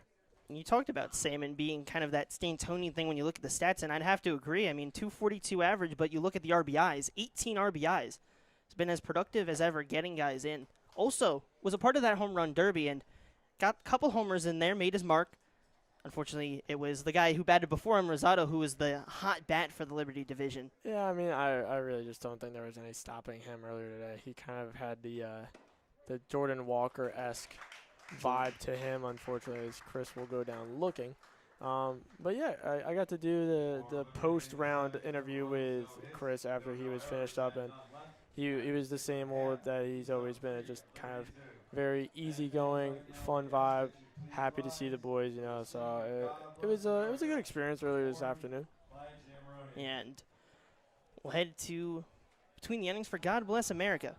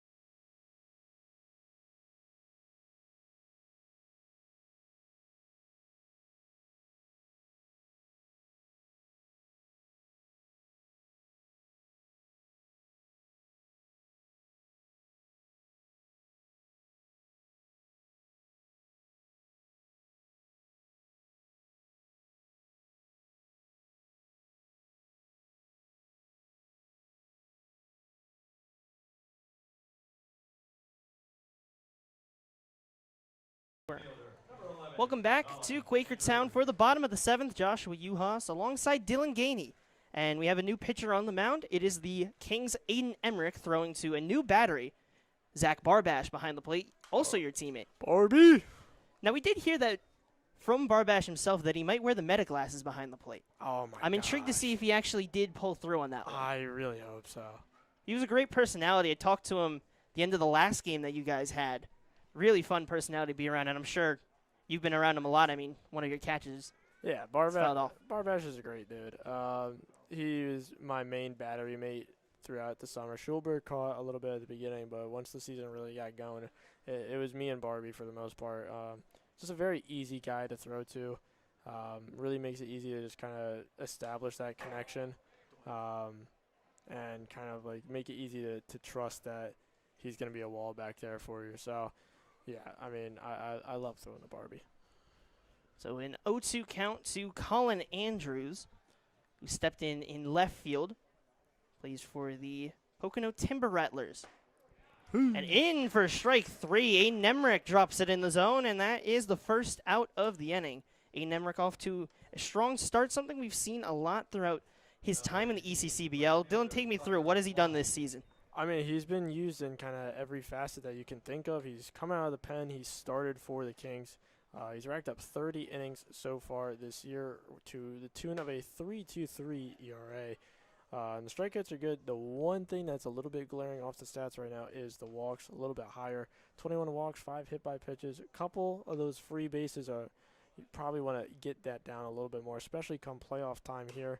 But, I mean, there's no better feeling than what he just put on display there. Coming out of the pen, 4 straight strikes, getting a strikeout there in that first at-bat. Looks really good. Looks locked in to start tonight. So it's Tucker Blasey at the plate. Lefty was playing right field, had quite a bit of action from the Liberty side hitters. A big swing on the 1-1, comes up empty. It's a pair of Miners stepping up to the plate. It's Blasey up right now, and then Jack Mathis hitting behind him. So we'll see what their team is able to produce for the Keystone Division in a game that the offense has really kind of settled down in this game. It never really was too crazy. There was that 3-run second inning. That's when Keystone really took full advantage, but since then just has not exactly been there for them. They're trying to get that spark back going. So the 2-2 from Emmerich misses low. So count moves to full, or rather 2-2 rep. But still, Emmerich trying to take advantage with 2 strikes. You don't want to lose him, and I'm sure you know as a pitcher, when you get to that 2 strike and you start to throw one ball, starts to kind of rattle you, and there it ends up being a walk as the scoreboard was a little bit. Yeah, I think probably one of the most important things, at least for me when I'm going through kind of each at-bat single-handedly, when I get in those full counts or 3-1, 3-0, anything of that nature, is to stay out of the mind frame of, all right, you can't walk him here, don't walk him here, because then that really kind of tenses you up. It doesn't let you pitch. You start to guide it, start to try and aim it. Blasey on the run, and he'll get in safely as Barbash was not able to collect it cleanly. Either way, Blasey had a really good jump on first, able to steal second. Yeah, and Blasey's really been one of these guys here for the Miners that's kind of turned it on late in the season. He's gotten on base in each of their last 8 games. He's stolen 5 bags over their last 3. He's really been kind of a threat all around for them, and a reason why the Miners kind of had a little bit of later season success there towards the end stretch and kind of got that 4 seed to sneak into the playoffs there. And it was not easy. The Central Penn Batmen were 13-7-0, just behind them in that 5th spot. It was a tight battle. It got really tightened up on both sides as we got going, as the count moves to 3-0. If you look at the Liberty division, it got extremely tight at the bottom half. Ended up with a final game between the Gens and Caps.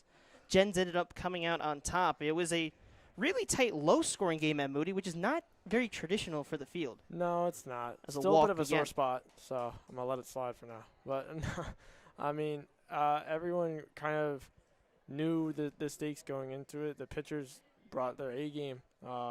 That's all you can really ask for in kind of that playoff environment type of game when you know those kind of stakes are on the line.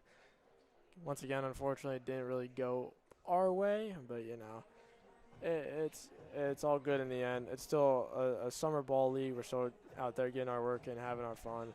And I think we can definitely proudly say that we did that at the end of the day, especially with the fight that we showed in the second half of the season. Yeah, I think it was as good of a performance as you guys can put out there. And I think just as a season, it's been a really great show of all the talent that there is across the area, whether it's from you, whether it's from the other guys around the league or the guys on the field here, even the ones that aren't here. Still some incredible Absolutely. guys, whether they're high school guys coming in who have really adjusted well to jump in and take advantage of the moment, or someone who's in college getting their kind of game reps in their program where their coaches at those schools are kind of guiding them through.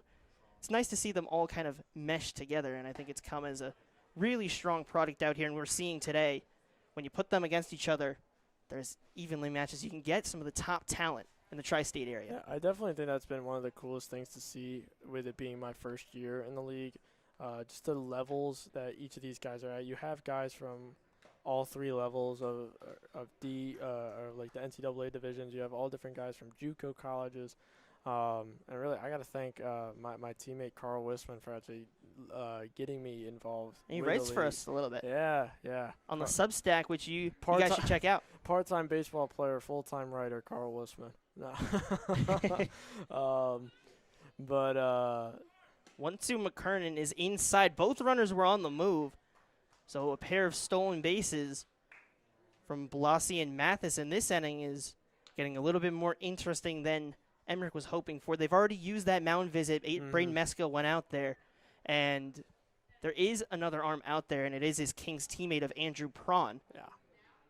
But obviously you'd prefer Emmerich for the Liberty division to get out, as that one is skied up in the air and into foul ground away from where Sergio Hernandez can get to reach. And we did mention it when he first came in, is that the walks were a little bit higher. Those free passes did become slightly an issue throughout the season, and you're kind of seeing it come back a little bit here with it being 2-2 and runners on second and third. He's really just got to bear down here and kind of work his way out of it.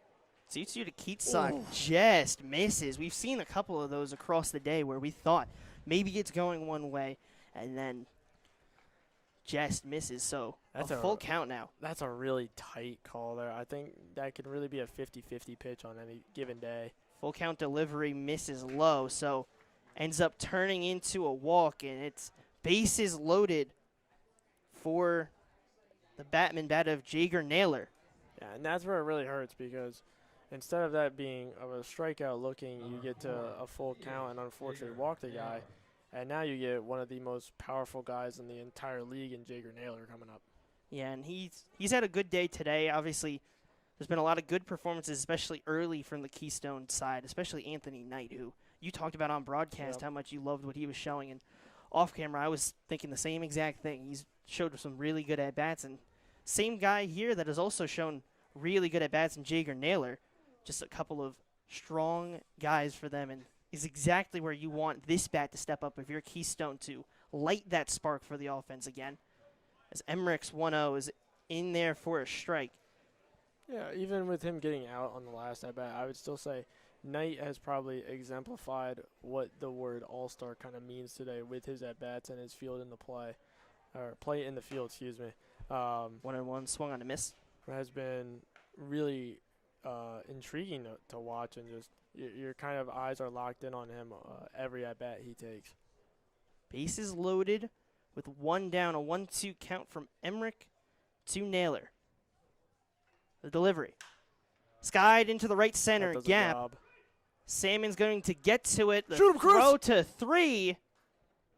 Not in time. Tried to catch that back runner, but to no avail. The sac fly will be successful. Tucker Blassie comes in to score, and Keystone adds another run on the board. They lead 4-2 now over the Liberty division. Yeah, really good job by Jager there. Just understanding the situation, knowing that you have to get it in the air. I mean, getting on the ground with part of the infield in there isn't necessarily a bad play about it, but with one out, you really want to kind of get that in the air, somewhat deep into the outfield, allow that guy to score. And that's exactly what he did there. Grounder to Perna. Throw over to first to Rupel, and it's in time. So they get McKernan out on the ground out, but not before the Keystone division add on one more. We head to the top of the 8th. the Liberty division is going to need to get that offense sparked back going with these substitutes if they want to have a chance to take down the Keystone division. We'll be right back with that action when we return on Jersey Baseball Nation.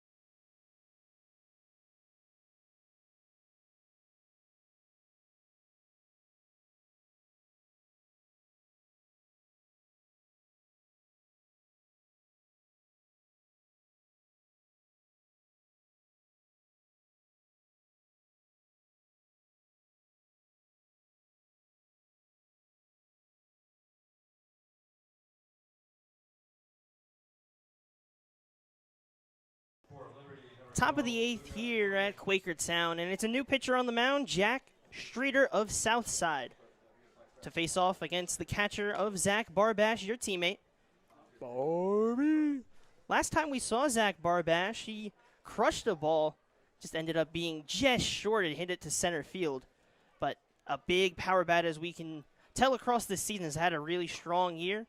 Got that all-star nod, and will face off against one of the better pitchers of the Keystone division. Yeah, Josh Streeter had a very limited amount of innings, only about 10, but limited the runs pretty frequently each time he went out there with a sub-1 ERA for the incoming PSU Harrisburg freshman. But Barbash is a pretty good test for him to start. Works the count, gets his A swing off at least once every at-bat, and he's another one of those ball magnets a little bit. 9 hit-by pitches so far, or not so far, throughout the summer as he works the walk there. It's a good at-bat from Zach Barbash, and that's exactly the start you need for the Liberty division. You're down to your last 6 outs. You need to start to get some base runners going to at least put that threat up. If you're not going to come through, at least put the threat in the 8th and then chance to get in the 9th. But obviously, you want to get it in the 8th here. And now stepping up is Luca Logan of the Bayshore Dirty Birds, and he has some good power to his swing at Moody Park on broadcast. We've seen a couple of times he's gotten a couple of doubles, has really good production for them. Plays at Utica and has had a solid season there. He's bringing it over to the ECCBL, and as we talked about Streeter, a 9.93 ERA, does not give up many runs, but you got to find ways. Even against the best pitchers, they're always going to give up one, at least. You can always find a way. And you have a runner on with nobody down, you can try and get a ball in the zone, as Streeter, a really strong breaking pitch, just misses. Yeah, it was something 2-0. that we noticed right before the broadcast came back from break is that the walks are a little bit higher than the strikeouts. And he does kind of self-inflict a little bit with a lot of traffic on the base pass. 10 walks, 7 hits in 9 2/3 innings this summer. So there hasn't really been an inning yet where there hasn't been somebody somewhere on base. So he knows at least how to deal with it once they get on base. It's more just about really attacking the strike zone from the start and kind of not dealing with that extra added pressure there as he gets himself into the zone. It was 4 straight balls to Zach Barbash and then 3 straight balls to Luca Logan. Finally gets back into the zone. What we like to call in here a Curiel strike. Get back into the zone on the 3-0 as Logan in a 3-1 count, a chance to swing, and he will chop that towards the first base side. Knight will grab it in foul ground. We'll try it again. The count will move to full. Zach Barbash worked his way onto first with a walk. The Liberty Division trails by 2. Trails by 2. 4-2. The Keystone Division scored 3 in that second inning. They added an insurance run in the bottom half of the 7th. And for the Liberty Division, they scored in the 3rd and 4th innings, but just a single run in each of those goes. Streeter's 3-2. Logan grounds that one to the shortstop side. Albert throws over to second. Dropped it. Mathis was not able to bring it in cleanly. And both runners will be safe, so it'll be first and second. Barbash is able to get into second safely. And now it's his teammate of Chase Kowal to try and come through big, who Charlie had brought it up in the broadcast that he always comes up in big spots. And we hadn't seen the Capitals really you guys much at Moody Park, but Kowal, it seems like every time I'm looking at the story, it's Chase Kowal, this double, this home run. Always finding ways to come through big. You've had your fair share of comebacks. This is exactly who you want up if you're going to make a comeback if you're the Liberty Division. Yeah, Chase is definitely a guy I'd want up in this spot. He's just got that pure lefty swing that really just finds the gaps when he makes that solid contact with it. Like you just mentioned, so many of those comebacks sparked by guys like him, Gill, Barbash, like all these guys kind of just putting in the work, all these all-stars, and even the guys that aren't here today that kind of put the work in to get the Capitals that close to making it into the playoffs there. So an 0-1 count after a swing turns to 1-1 after the pitch misses high from Streeter. And he'll take a step off of the mound, and we'll have a little bit of a mound visit. McKernan will go out to talk with the reliever of Streeter, who I think that's exactly where you needed to take a mound visit. And obviously, as a pitch, it's as short as can be, but how does that affect you when the catcher's coming up, just gives you maybe a 1 or 2 word talk, I figure, is that? How is that for a pitcher? Yeah, I mean, it's definitely a helpful reset when you can feel like your brain is just moving a little bit faster than your body is, which is... As Kowal drives that one to right, Blasi coming in. No chance for Barbash to tag. So Kowal will fly out. He was just that little bit off of it from having that big swing, and it'll be the big first baseman of Jake Ruppel of the Trenton Generals to step up with 2 down and try and come through. Yeah, Chase got that one off the hands just a little bit. Didn't quite pull them in far enough to get the barrel to that ball. But to your point about the pitchers meeting a little bit, it's really a simple kind of reset, just as getting yourself back in the zone, slowing the brain down, allowing yourself to just do what you know how to do rather than think about it and kind of, again, try to start guiding pitches rather than actually just pitching and kind of being out there and whatnot. And I think it worked perfectly there as he really jammed Kowal in there with that high and in fastball to get an out. So an 0-1 count. Streeter got it in the zone and delivers a slider. Great placement on the outside half of the zone. Gets Ruppel to look so quickly. Has turned it into an 0-2 count. And it's not too surprising. We looked at the kind of profile of Streeter. We know that sometimes he can get himself into trouble, but he always finds a way out of it. Very good in these high-stress situations. That's exactly what you want on the mound, and such a high-stress situation here with 2 on and 0-2 count. Gets Jake Ruppel swinging and missing.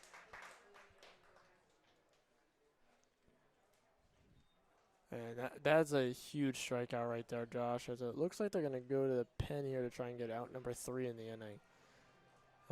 But a really good job by Streeter there to dial it back in, get back-to-back outs, and set it up for the incoming reliever to strand those runners at first and second. Yeah, so still bases loaded with 2 down and a big spot here for the Liberty Division side. They got Streeter out of the game, and we'll see a new arm when we return. We'll be back in just a short moment as he'll get warmed up. We'll get you the details on him shortly.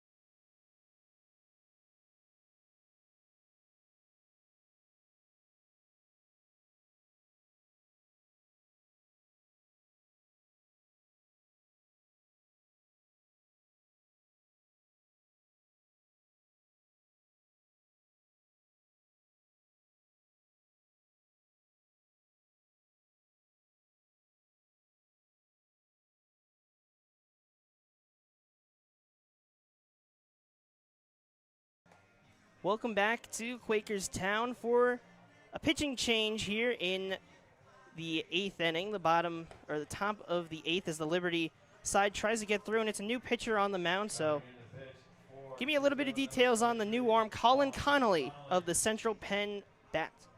Josh, Connolly is going to be an incoming freshman at PSU Harrisburg.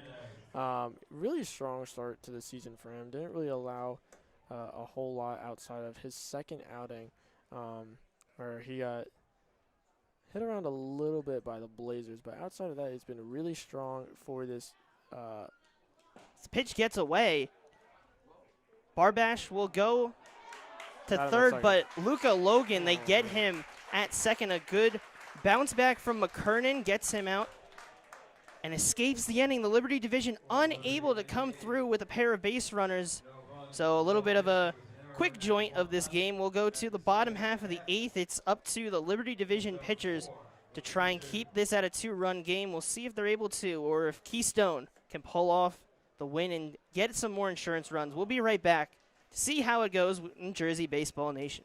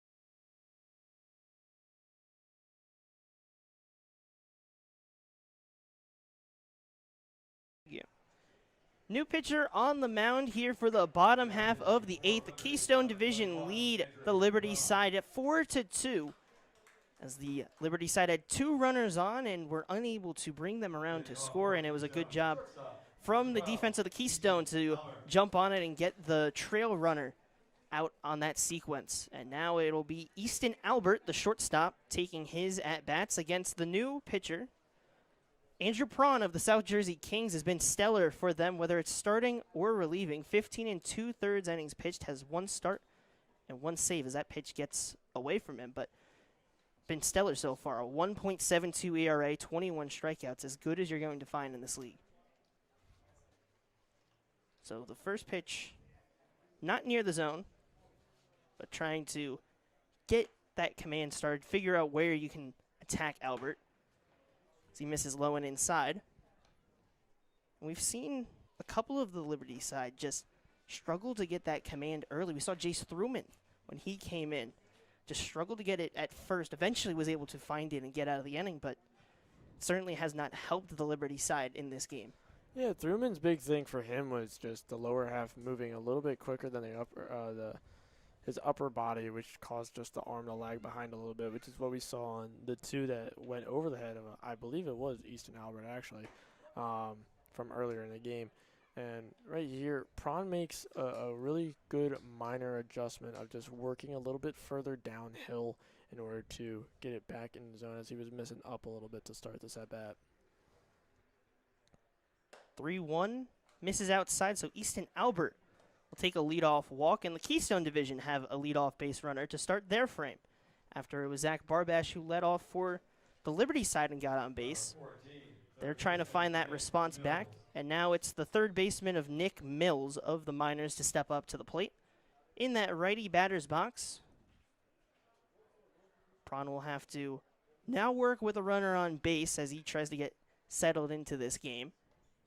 Prawn delivers and gets a fastball by him for strike 1. It's a good work of getting back in the zone, especially with how the outing started, to build that confidence up. And is that something in your mind when you're a pitcher thinking, okay, I may have lost that one, but if I can attack this batter directly, as that pitch gets away in the dirt and Albert will take second. But is that a mindset for a pitcher, is pitch by pitch you're kind of psychoanalyzing everything?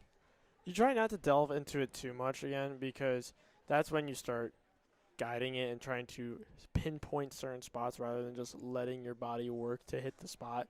But you do analyze it a little bit. You do take a little bit into that consideration and kind of make the stack of mental notes of what each hitter is doing and where the catcher wants to set up and what he wants you to throw. All those kind of mini things, they start to pile up as little kind of mental notes. But you don't want to overanalyze it and just dwell on it, because then that's when the mental starts overtaking the physical, and then that's when you have more of the merry-go-round, for lack of better terms, where just a handful of bases start becoming free for the hitters that continue to come up. So foul ball from Mills, and our camera's taking a little bit of a turn farther down the left side. So. Oh shit. So if you like a look down the left field line, that's what we got for you. Hopefully we can.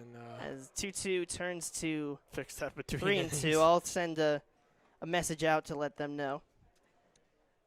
3-2 count. Prawn once again struggling with that command to get the strike, but this time is in a full count. Delivers a nice pitch in the outside part of the zone, and that's exactly what he was looking for. Gets that break on the inside towards the hitter, attacking that outside part of the plate, and gets a nice strikeout. Yeah, it looks like a little comebacker there on the fastball, just starting it out, getting the hitter's eyes to think away, especially after missing on the slider there. Really good piece of pitching there. A good call by Barbash behind the plate, too, just setting that up. As now it's the man we've talked about a lot, of Anthony Knight, to step up, and he's been very strong and poised in the box so far, getting some good at-bats. Even his first one, he was seeing it really well. The second one, he got the base hit, and then here, with a runner on second, that chance to get that insurance run, Andrew Prawn certainly has a challenge to him.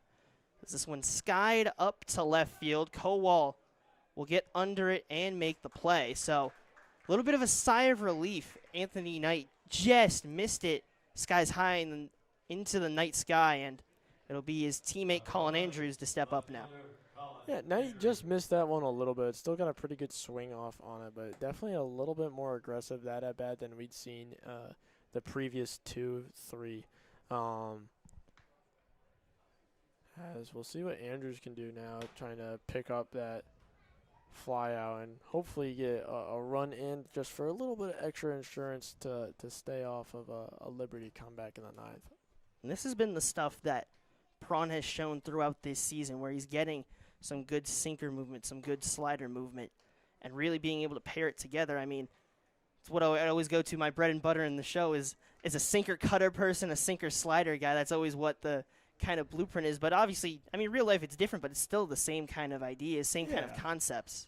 It's actually funny that you mentioned the show, just because when I load that up and I try and play against people online or little franchise mode or anything like that, I really try and kind of delve into like the sequencing part of it for as a pitcher, and then I miss a spot. I get almost just as frustrated as I do when I miss a spot in real life, which is probably not the healthiest thing, but it's just kind of the competitive nature of it a little bit, and kind of just the baseball is life mantra a little bit idea. But yeah, he's doing a really good job of kind of running that sinker off of his slider and giving the hitters different looks, especially since that ball went to the backstop there. So 2-2 count. Prawn delivers to Andrews and just misses dropping that one in the zone. And for Prawn, that hurts for him. One of those things that hurts is you feel like you get that answer out of the inning, and then you got to go for one more, and the count now sits at full. Yeah, there are sometimes you really just feel like you throw a good pitch, and the hitter spits on it, and then you come back and ends up with a walk. Yeah. So Andrews will take his spot at first, and now it will be the right fielder of Tucker Blasi, who got on base, had some good base running, and then ended up coming around to score that insurance run that came around in the 7th, and now is set up with Albert on second and Andrews on first. Prawn's first pitch misses high. There is no arm warming to our knowledge, unless they've been warming up since we looked out there, but it should be Prawn's inning to go, as it'll be fouled off, and camera just took another hit. If anything, it knocked it into a better position. A little bit of a better spot than we were before. Not half bad there. We can live with that. So thank you, Tucker Blasi, for recognizing what we were calling out and helping us out a little bit. So the 1-1 count from Prawn misses up and inside.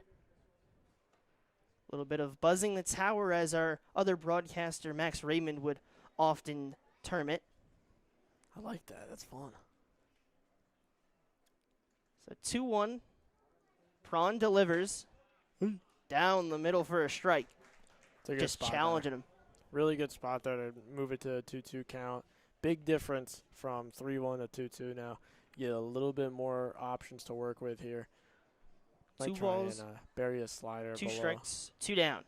Swing and a miss, and Andrew Prawn works himself through trouble, and maybe they can carry some momentum into the top half. 3 outs remain if this Liberty Division side is to come through and take this All-Star game.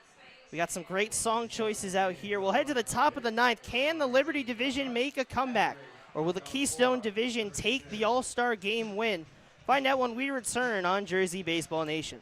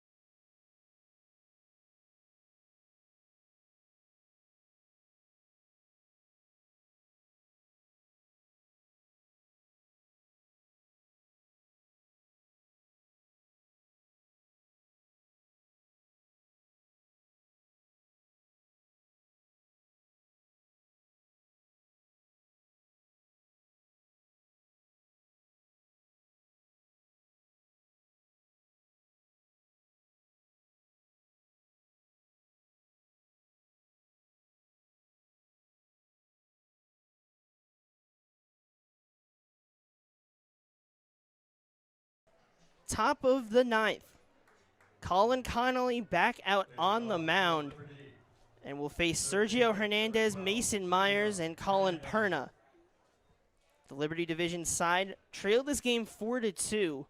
Keystone scored 3 in that second. Liberty responded with a run in the third and a run in the fourth. We were stuck tied until Keystone added in that bottom of the seventh, where they extended their lead rather to 4-2. And we sit here now with Sergio Hernandez starting this inning. Yeah, got a good part of the order here to try and get something going.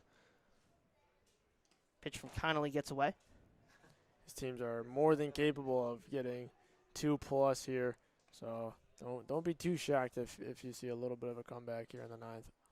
We've seen some hard hit balls, even in innings that didn't produce runs. Just some good production all around. Reason why these are all the all-stars out here is they're putting out their best stuff. They're some of the best around. As that pitch gets away and the control just getting a bit off, has not been in that kind of mode we saw him in the last inning, and that's exactly what you want to see from Kyle McKernan going out, to just have that quick talk with him, as we talked about, that quick break to just kind of stop and then get you back into a different mindset so you're not rushing. Yeah.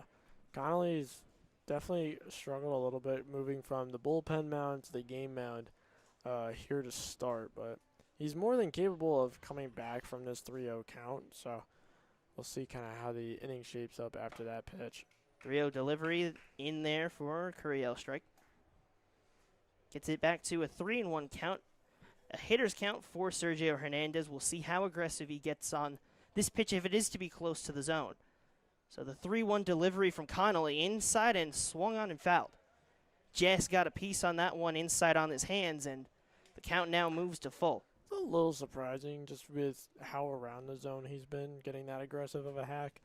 But, you know, it might just be kind of the thought process of maybe this is the best pitch I get here. I'm going to swing away. So really interested to see how 3-2 shapes up. The full count pitch. Hernandez skies that one high. Anthony Knight and McKernan running over in foul ground, and a little bit of miscommunication.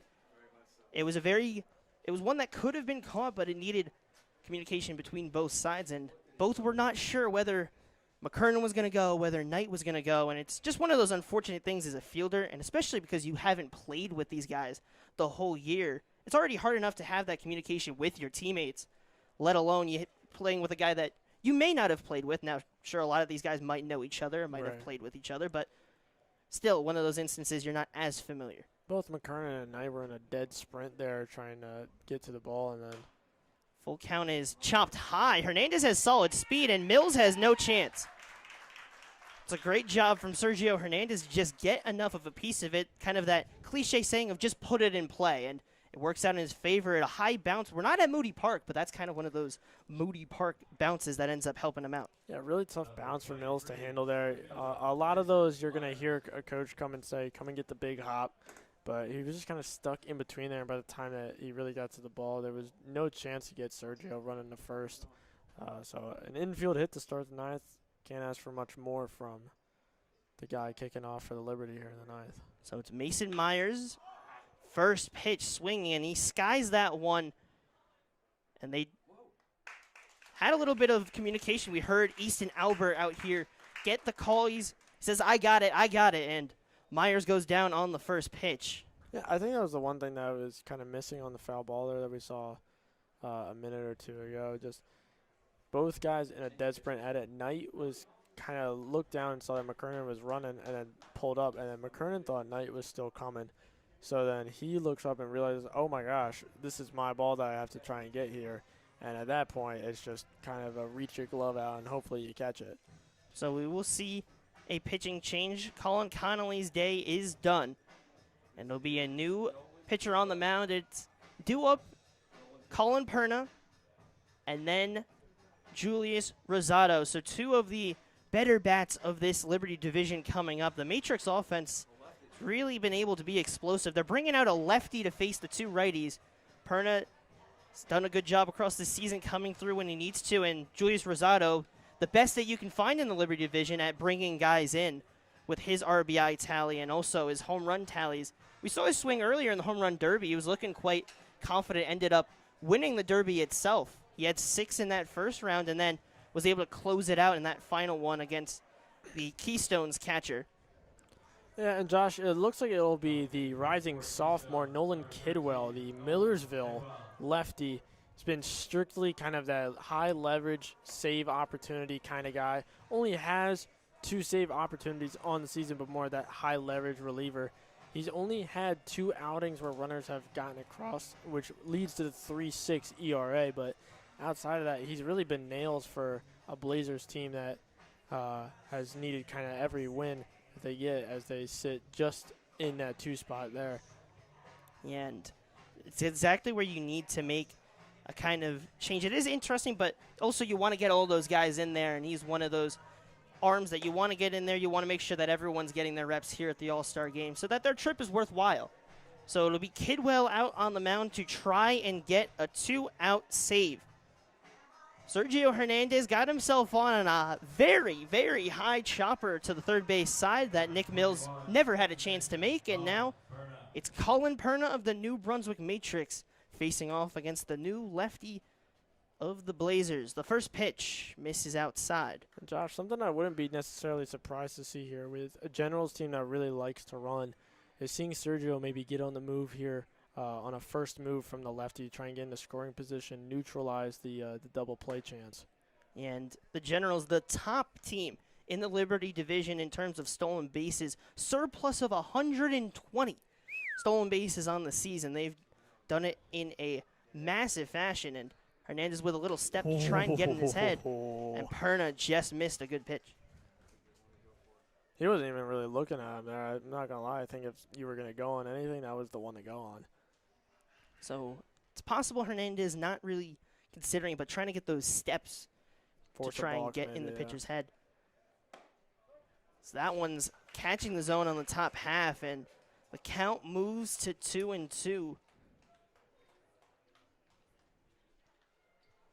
Perna awaits the pitch, swing and a miss, strike 3.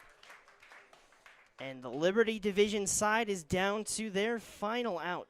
It's another thing that Kidwell has done really well this year of just striking hitters out. Only 1 outing so far this summer where he hasn't punched a batter's ticket. Really impressive stuff from the lefty. So Julius Rosado, an incredible bat across this season. A great power bat when in game, and as we talked about, won the home run derby, has had good swings here today and a good appearance so far, but trying to keep this Liberty division side alive. It's the first pitch from the lefties in the dirt, and Sergio Hernandez will easily take second base. So a runner in scoring position now.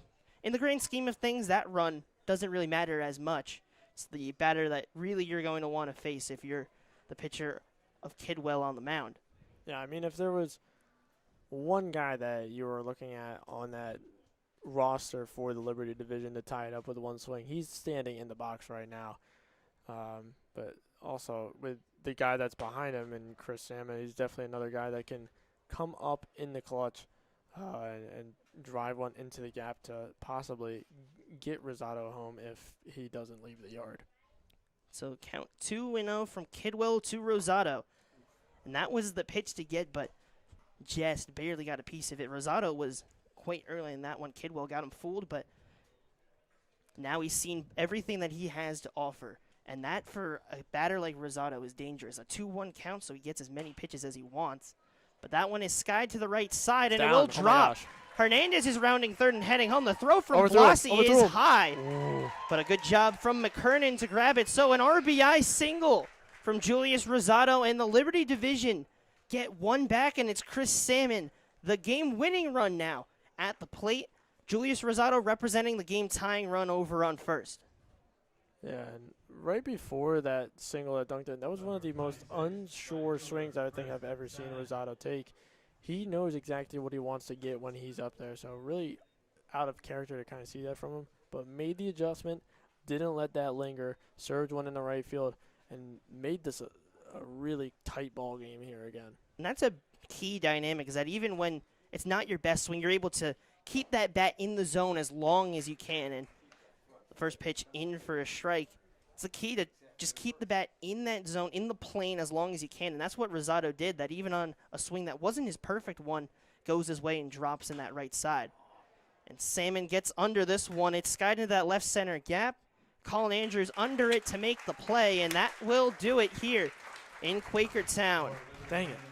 The Keystone Division take a incredible game between the two sides, a really game defined by the pitching, and throughout this game it seemed like maybe the Keystone had the advantage when they scored 3, then it felt like Liberty was just that bit close to having that big breakout inning, but it was where the left fielder of the Blazers had an incredible throw to the plate that caught a runner on a back-to-back doubles, and that completely shifted the momentum. Once they stole that out, really changed that inning. The Liberty division only got 1 in that.